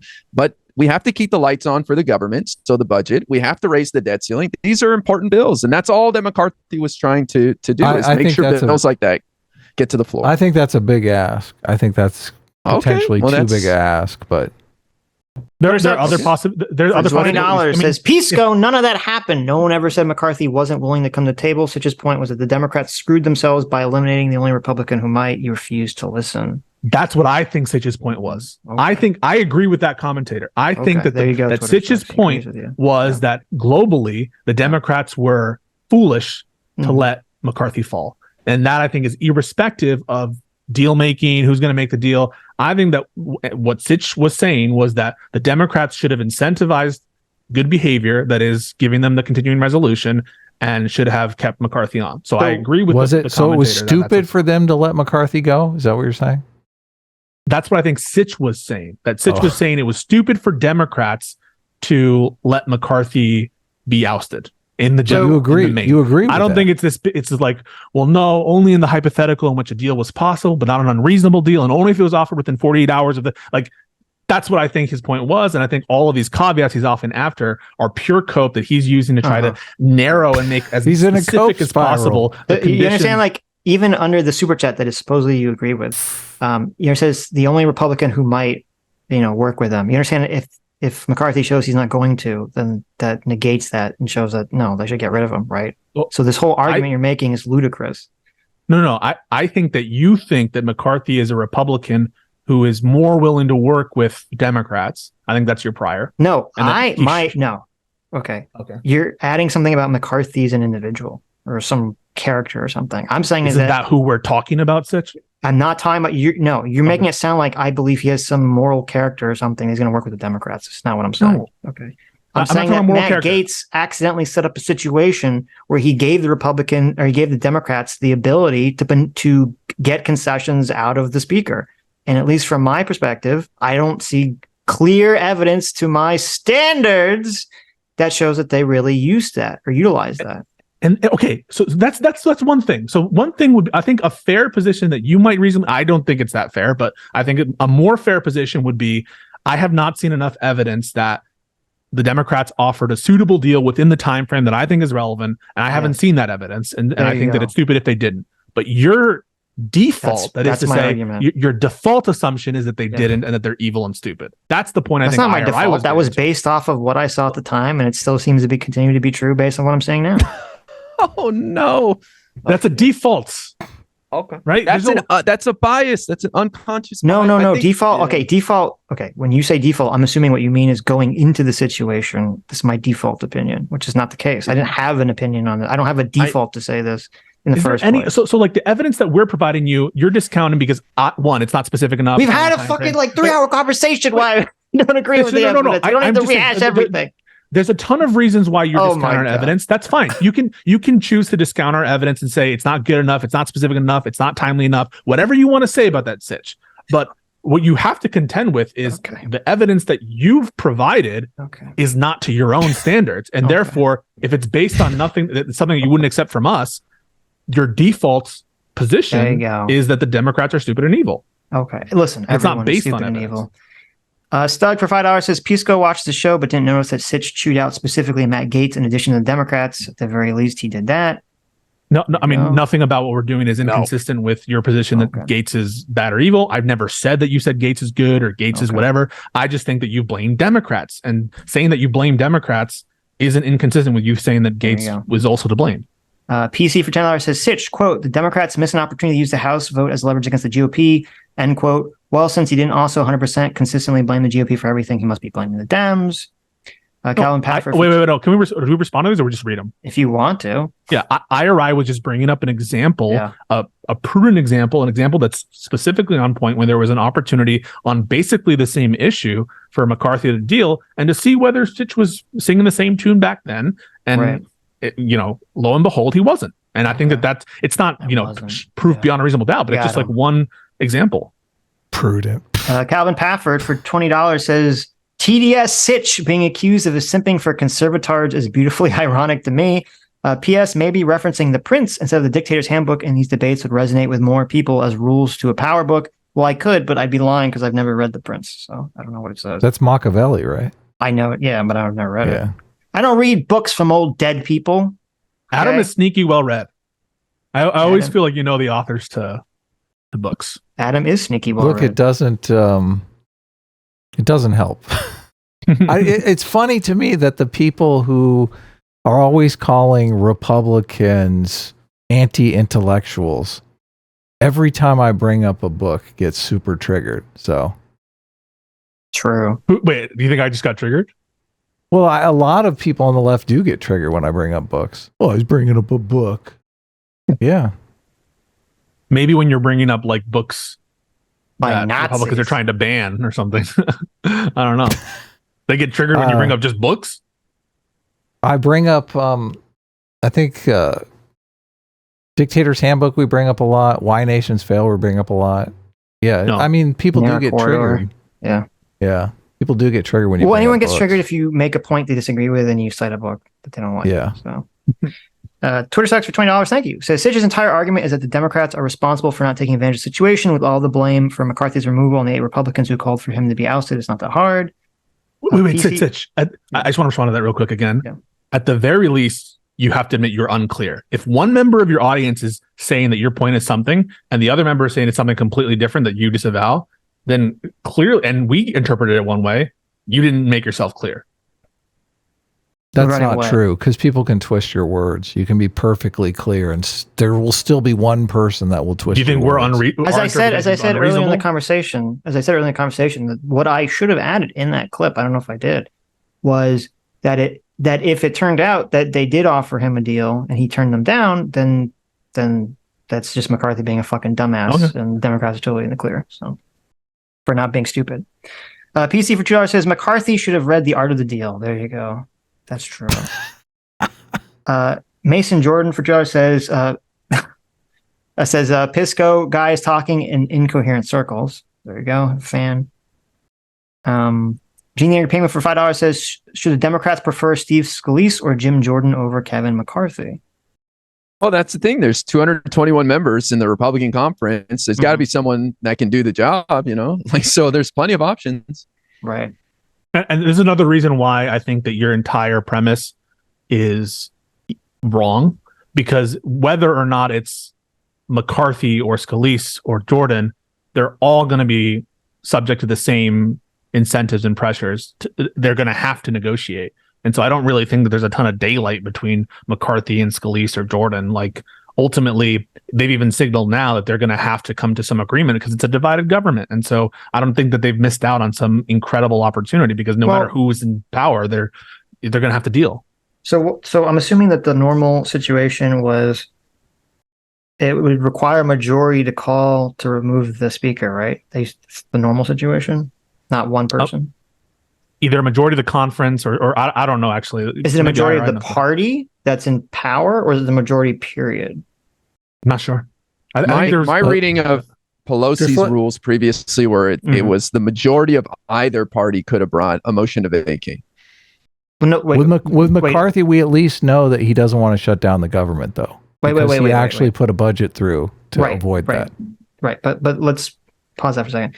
I'm assuming it wasn't the majority. Like, when you say the majority of either party, you mean majority like total. They wouldn't say like, oh, the majority of Republicans could get rid of Pelosi. Majority of the That's what he thinks, conference, Republicans or Democrats. Democrats Really? wouldn't want to bring a motion to vacate and then see the speaker win, because that empowers them. Like Trump getting acquitted in the Senate, it gives them more power.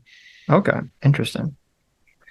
I mean, I think if they were to bring that forward, like if Jim Jordan or Scalise becomes speaker and they kind of revert back to those older rules, I mean, it just seems like it's going to make the Democrats have less ability to get compromises done than the way it was now. So I don't agree with that intuition. I think if McCarthy is under less threat by his the insurgents in his own party, he has more room to negotiate.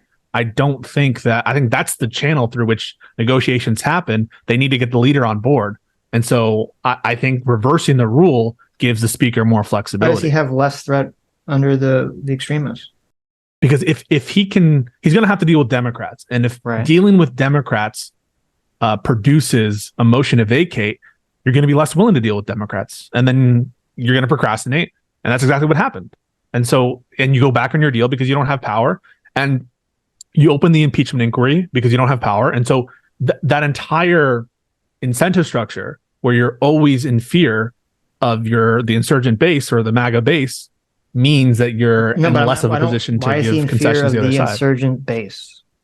Because of the one person calling a motion to vacate. If they raise it, then those guys are sidelined, and there's always going to be a couple people mad at you within your conference, because you got to like break promises. Like you got to, not everybody's going to be happy. Yeah, but the difference is, so if one angry Republican can call a motion to get rid of Speaker, that means every time that comes up, theoretically, is an opportunity, if they're willing to make a deal, for the Democrats to extract something from the speaker to get their votes, which they normally wouldn't be able to do.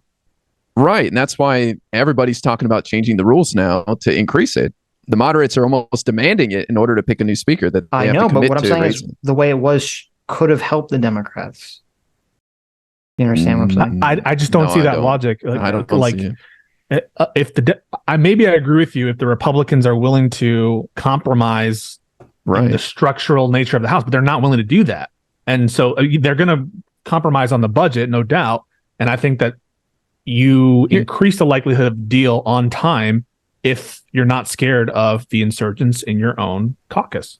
Okay. Here's a quick breakdown. Kevin McCarthy seems like such a piece of shit that he had to make some unique concessions to become speaker, and that most other people that are respected in the GOP in the House wouldn't have to make those concessions, and so they'd be able to be a speaker much more easily. This seems like a very Kevin McCarthy specific problem with these extremists being in so much power. We'll see. I mean, I've heard people say that in terms of they think someone else can wrangle them.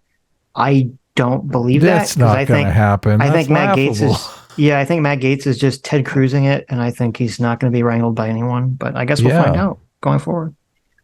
Renault Zero for $5 says, "What?" I was going to say the House might be more functional with a Jim Jordan speaker with the new rule. I can make that argument too. Yeah, we'll see. I hope so, but I'm not. Does he want to shut down the government? What's that guy's take? I don't think he does. He's more I inclined. don't think they want to. No.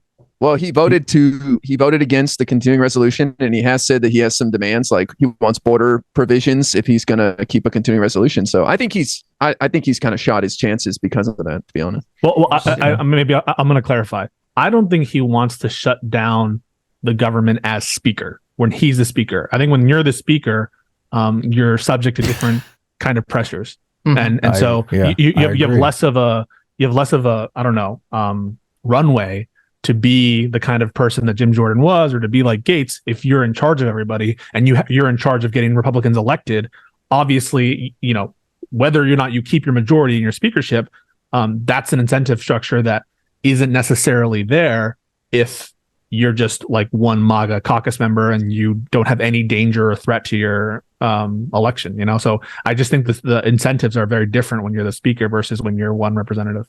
On a completely unrelated topic, do you guys, either of you, think that immigration is going to hurt the Democrats in the next election, and what should they do? It will, in my opinion, because immigration, and especially now when there's been a big influx in immigration, it causes punctuated problems with certain places.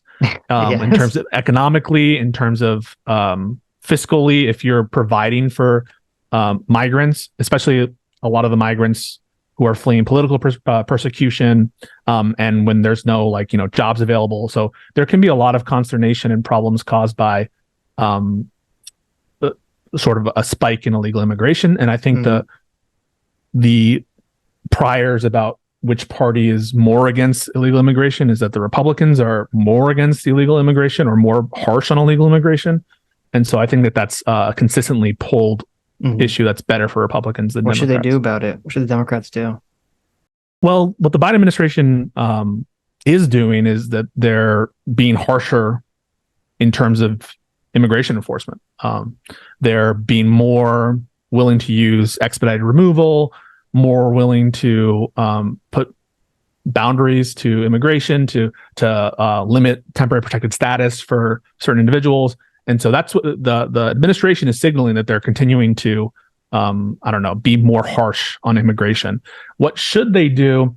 I think ultimately there's not a lot the Democrats can do that wouldn't, in my opinion, cross the line into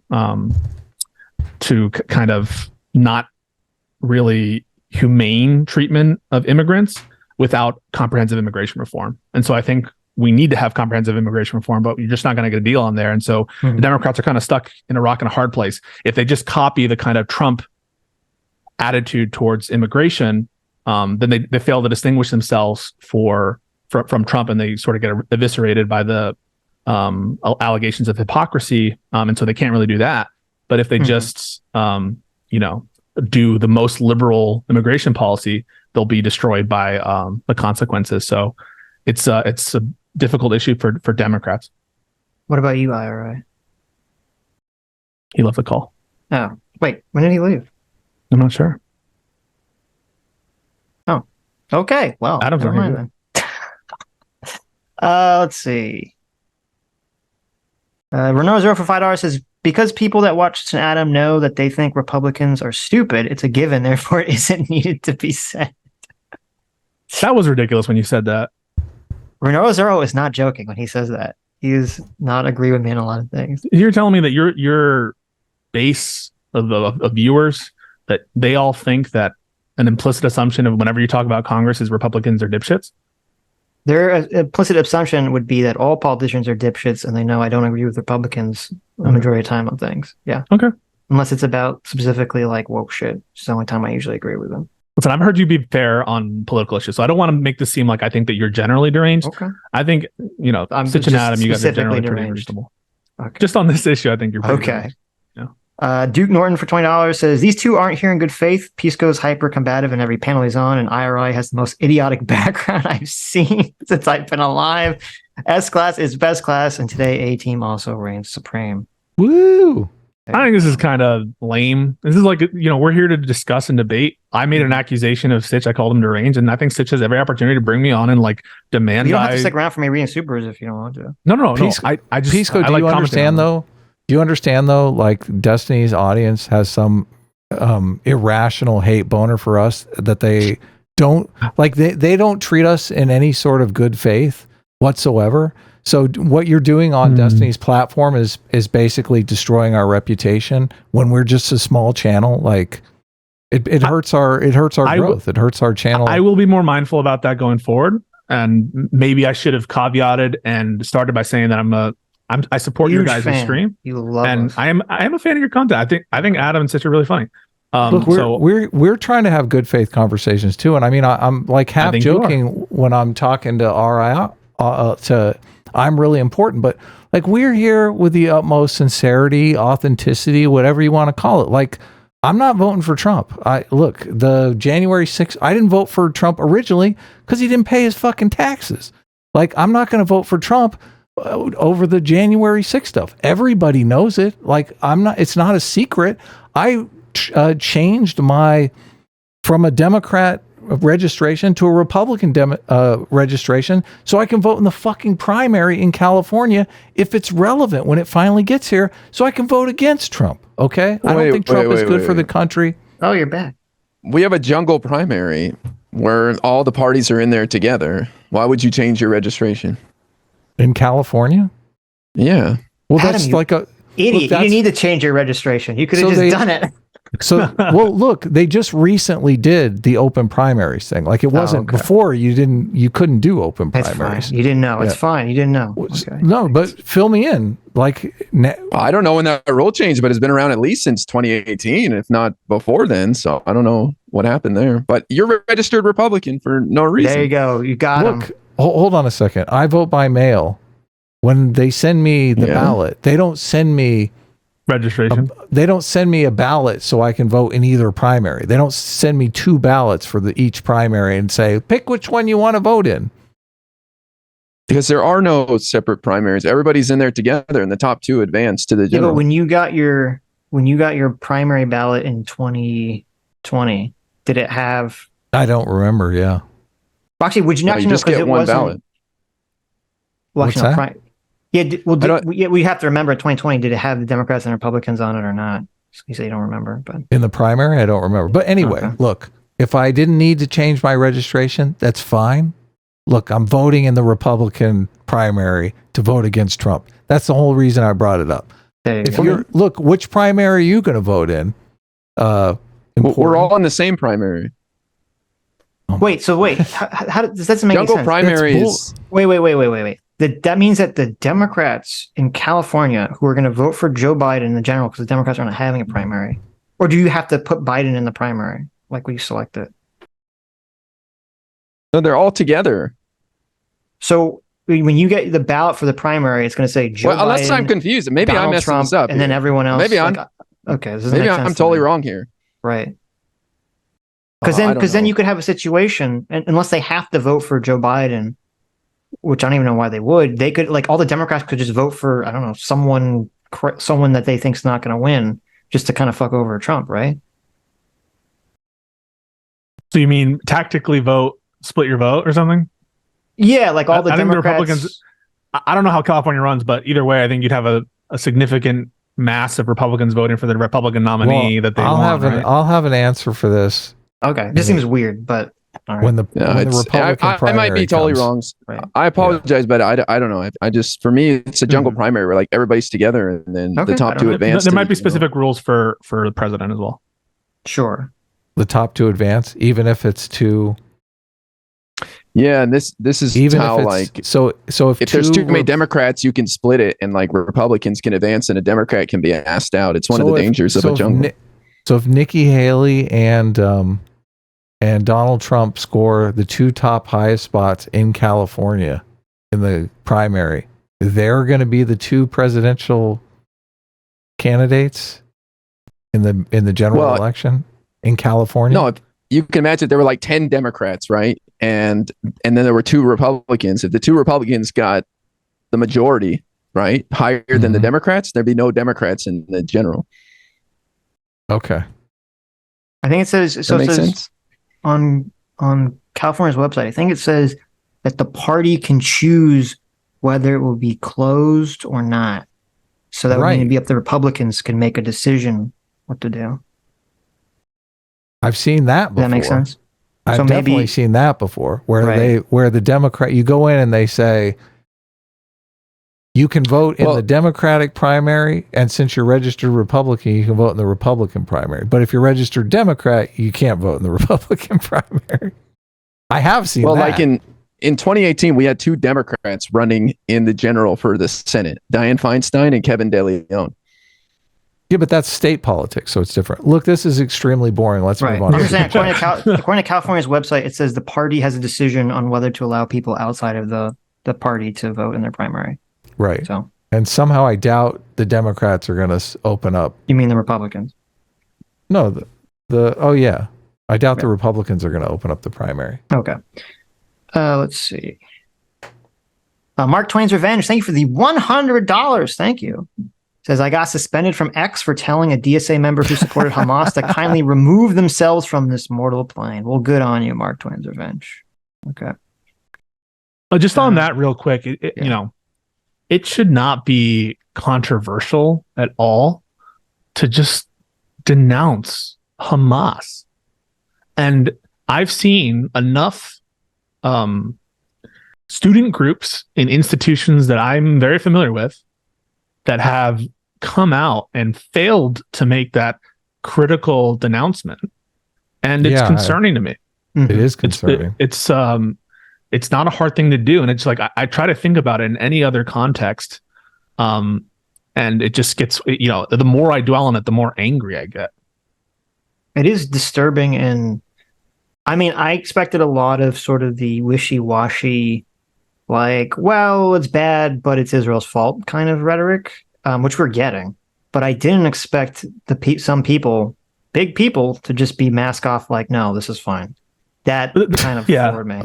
So, I would distinguish those 100%. Like, first of all, I don't think that there's any justification here, and I think that I don't even like the statements that are, these are the things that happen, because it doesn't always happen in similar conditions. And so I'm not necessarily even a fan of those statements, but those statements where it's like, this is horrible, but Israel should change policy.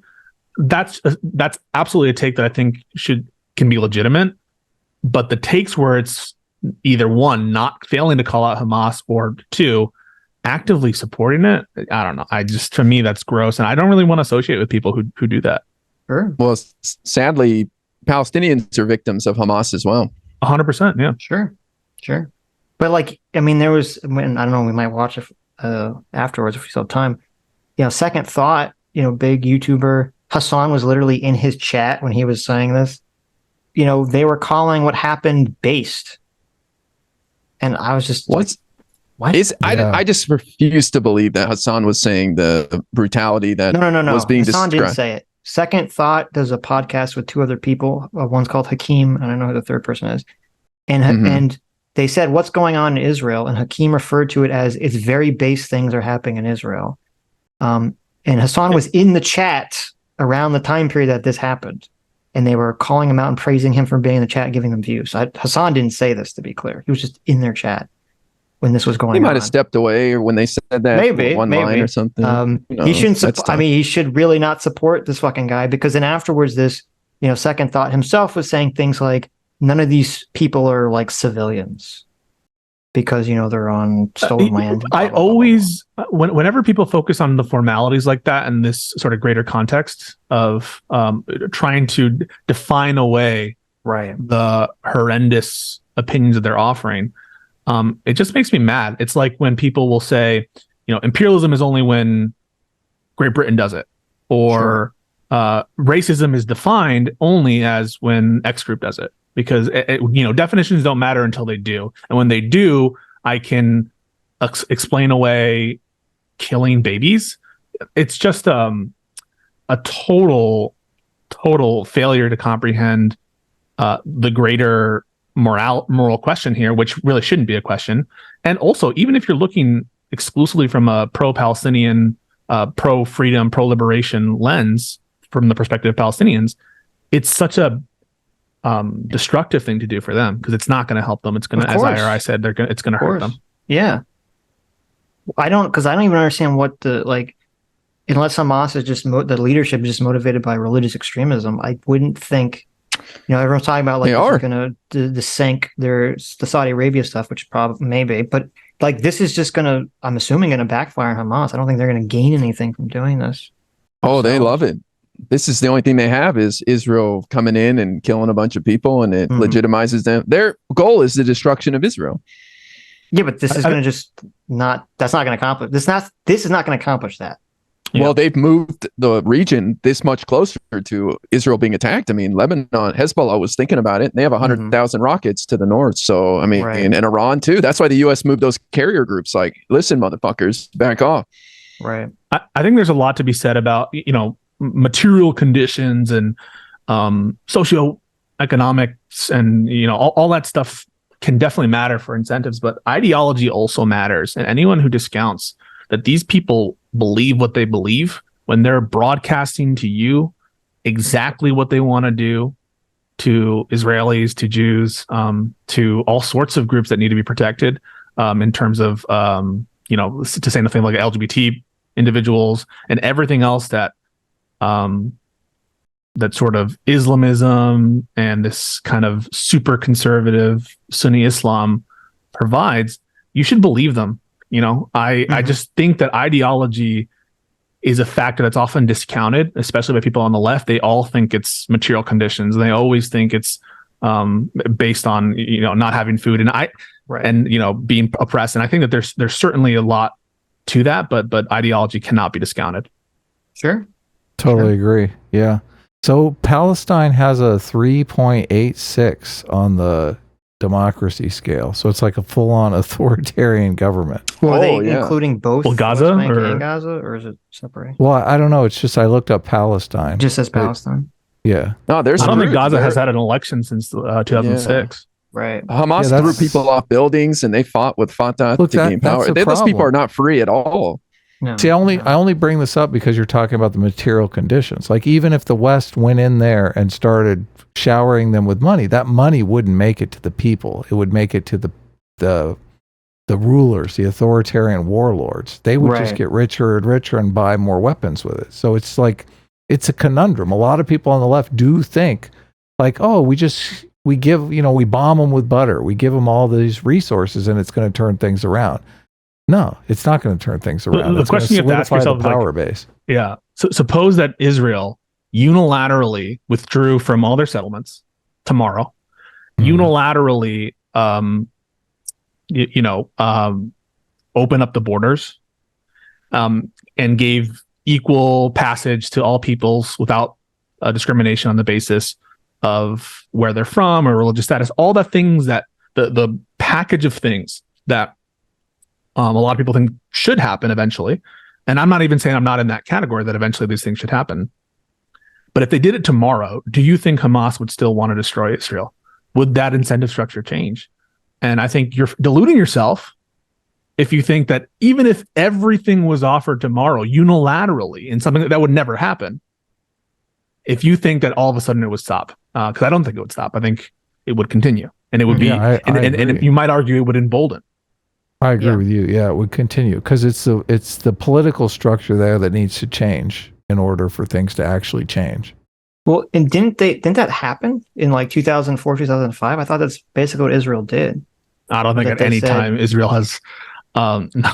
Well, I don't think that's how the West Bank had, the election that got them in the first place. Yeah, didn't they vote for? They gave. I just mean not on the scale to rectify the kind of oppression or statelessness that the pro-Palestinian. No, but like I believe, Sitch is right. Yeah, I believe they pulled out Gaza. Of Gaza. They took they pulled settlers out of Gaza. They said, you guys they go definitely did. But I'm just saying the raft of concessions that are requested. Yeah, I understand. Yeah, sure. They did withdraw from Gaza 100%. Right.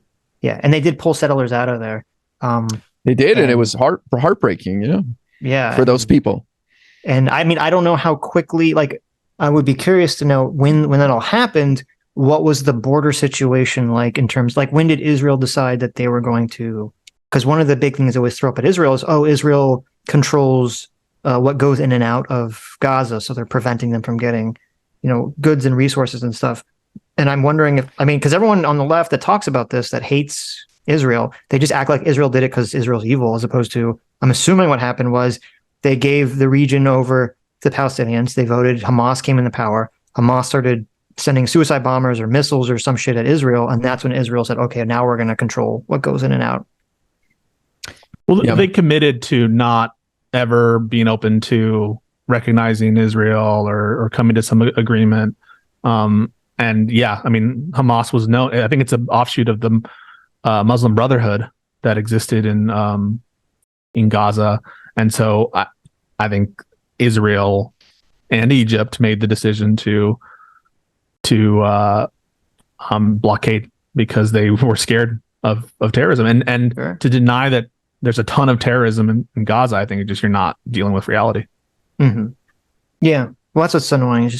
It's like whenever I hear people say like, oh, well, Israel has all the power here to fix it. It's kind of like when I hear people say, oh, the U.S. can just make Russia and Ukraine like agree to peace. And it's like, what are you fucking smoking? Like, that's not how any of this works. That said, it should be stated, and I believe this, that the settlements in the West Bank, to me, I don't see any justification for that. I think they've been recognized as crimes, and you can understand a lot of legitimate frustration at the kind of slow encroachment. Now, Is it the same as, I see a lot of comparisons to Ukraine and other kind of invasions. I don't know if it's strictly speaking the same, but there are legitimate concerns, serious concerns with Israeli government policy. But nothing on the scale that would justify, if it could ever be justified, the kind of actions that we're seeing in Israel today. It's sad that we live in a political climate where you have to specify that. But no, I mean, I agree completely. And I've said this on the show because, I mean, talking about incentivizing, wrong behaviors, I would think that the best move for Israel to do would be to try to, as long as the West Bank isn't being anywhere near as violent as Gaza, is to try to incentivize that working relationship while disincentivizing Gaza's violence. And I think having settlers encroach in West Bank is not accomplishing that. So yeah, and it's a real pickle for American administrations because there are things that America could do to bring Israel more to the table, like leveraging their aid. But again, it seems that for years there have been problems with getting Palestinians to the table as well, and there are a lot of political incentives for politicians from both parties not to do that, and whether it's America's role to do that, I'm not so sure. It's a tricky situation, and I don't know how we get out of it. And I think everything has been made more complicated and worse and terrible by the atrocity that we've seen.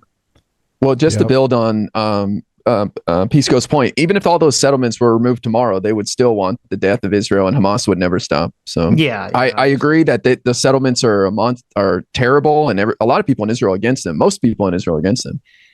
Mm-hmm. Should we watch the Second Thought clip, Adam? Sure, bring it up. I want to see what these guys Do you say. guys want to watch those? It's up to you. If you don't want to read super chats insulting me, it's up to you. I mean, It's, just that's super chat's insulting you. Whatever. Do you want me to read them to you? Are you a masochist? Like, is there a lot insulting? I don't of course care. there are. There's some. What do you mean? Why do you what ask Adam these wanted. questions? Okay. If I will Okay. say them, listen. I just want to because I think I know what was said. I thought it'd be interesting, but yeah. You can bring up the clip, but I It's just your wanna show, whatever you preface- want to do. I want to preface this. No by, one's in the can you watch guys hear me? together, though. Yes. Testing. What do you want to preface it by? I want to preface what we're about to see, which is like there's a stress on the formalism of citizen versus settler versus occupier. To buy their logic, you have to believe that a baby that's 1 year old, or not even a year old, that is on occupied land is not a citizen and is therefore, or a civilian, you might say. And so therefore, even babies that are occupiers are fit for slaughter. And it's justified to kill the babies because That's the just babies sick. are occupiers. Yeah. Yeah. Well, you know what they'll say, Pisco. They'll say, well, look what's going on to the children in Gaza. There's been hundreds killed even by Israel just now. So who's the real, you know what I mean? They'll just say bullshit. But then if they're acknowledging that, I agree with you, that's what they would say. And of course, no one needs to endorse the kind of actions that the Israeli government might take in any particular time, 100%. But at the very least, you should be able to say that babies that are occupiers, under your definition, are not justified targets of terrorist action or violent action. Because babies, surely, they have no knowledge or awareness of the fact that they're occupying or not occupying. So there can be no implicit endorsement ascribed to babies' presence in anywhere, right? They're Yeah. going it's to grow sick, up, though, and obviously. become evil settlers. So, got to get You're them. taking up room for other babies that should be there rightfully. Right. Yeah. The people's unwillingness to just categorically deny the violence is kind of the scariest part. We're seeing a lot of I think mass it's just all- slippage. I just think it's I all think internet bullshit, man. These people are all pussies in real life. They would never say this, you know what I mean, to anyone who was impacted by this stuff. Mm-hmm. It's all cowards on the internet, afraid of their own audience, afraid to say something that would piss people off. And they know they're full of shit. They know they're wrong, but they don't care. The money, the views, it's all worth it. I DM'd you guys links to the watch together in your nice. Twitter account. Yeah. Well, while you're saying that up, let me read some more insulting super chats. Yeah, let's do that.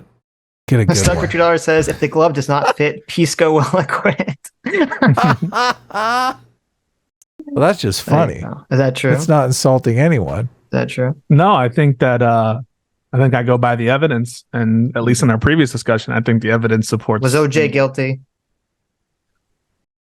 I think he's. He wrote a book saying, if I did it.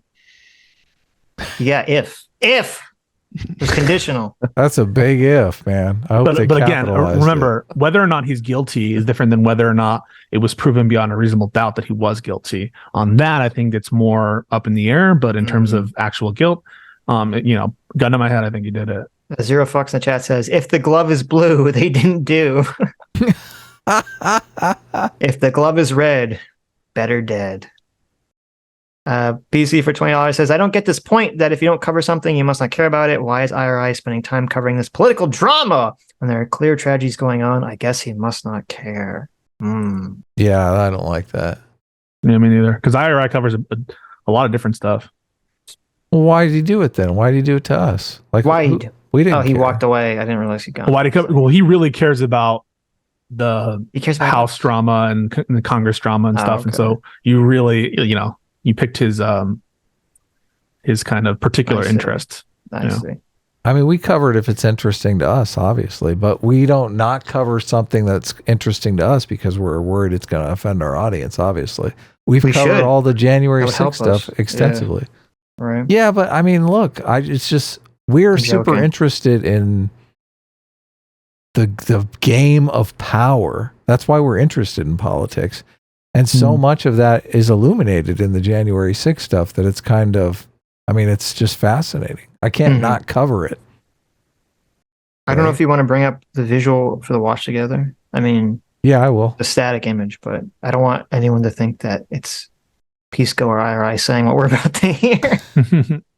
Sorry, I to should do have said I can still hear when I walk away. But Okay. yeah, I think Pisco said it. Like, I really care about this stuff, and I just yeah, I don't know. I was just kind of shocked to see your guys' take on it. You know, that's kind of it, pretty much. Well, listen, any shock you have for our take is going to be overwhelmed in the next 5 seconds. Wait, hold on. Let me read a couple more super chats. I just want to emphasize, I do not think poorly of you guys. I don't think you guys are grifters. I don't think you guys are trying to fool your audience. I don't think you had a meeting and said, hey, Sitch, this would be really good and we could trick people.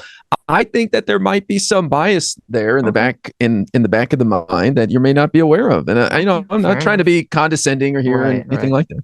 Okay, fair enough. I mean, we did have that meeting, so you're wrong, but Owned. Sammy G for $5 says, Sitch, can you tell us one more time that you're not a conservative or Republican and that you hate Trump? Because we were never sure which team are you. LMAO. Thank you, Sammy. I'll tell you one more time, okay? That's so Just for true. you. That's why it's so laughable to our audience. I hate guys. Donald Trump. If he asked me to suck his dick, I would say no. You think Even Biden's if doing it a good was- job? On some things, yeah. Biden has done some good things, yeah. Yeah. Biden informing everyone about the Russian invasion before it Huge, happened, like that was pretty big. So Let's see. Biden Joe Nick for $5 says, "Good Lord, Pisco, leave it to a goddamn lawyer to conflate an allegation with evidence." That's just silly. Like, statements are evidence, right? You might discount it for reasons because Sitch brings up a point. It's contradicted by other statements. That could be true, and that's the reason why a prior inconsistent statement might undermine the weight of the evidence. But that goes to the weight of the evidence, not whether or not evidence exists. And so there is evidence. There's when an I issue. say I had dinner with Jimmy Dore a couple weeks ago, is that evidence that I had dinner with Jimmy Dore? Yeah. It could, yeah. Well, so the issue is that when people colloquially say evidence, they mean something very different than when you say it legally. And this comes up in a lot of these conversations. Oh, right. Because you could either say there's evidence of something to mean it's been proven, or you can say there's evidence to mean that there's some basis to believe it. Right. And Because so when people say colloquially, they mean that evidence is a fact that proves something specific. So I would never call something marginal or something minor, in my opinion, colloquially. That's evidence that Biden did something bad or Trump did something bad. But if McCarthy states, the principal, the person, one of the people who would have had reason to know whether or not a deal existed or not, if he says that they did offer a deal, I think it's reasonable for me to say that there's evidence that a deal was offered. Sure. If he's one of 50% of the equation there. Sure. Hi, you just listened to a clip from the Sitch and Adams show. If you like what you heard, you can listen to our live show right here on this channel on Sunday, starting at 1 p.m. Pacific, 4 p.m. Eastern. And if you want, you can super chat us. We read $20 and up super chats on the show and then do a follow-up stream on the following Tuesday where we read the rest of the unread super chats and interact with fans of the show. Subscribe to this channel right here to listen to the live show or to listen to more of our awesome clips.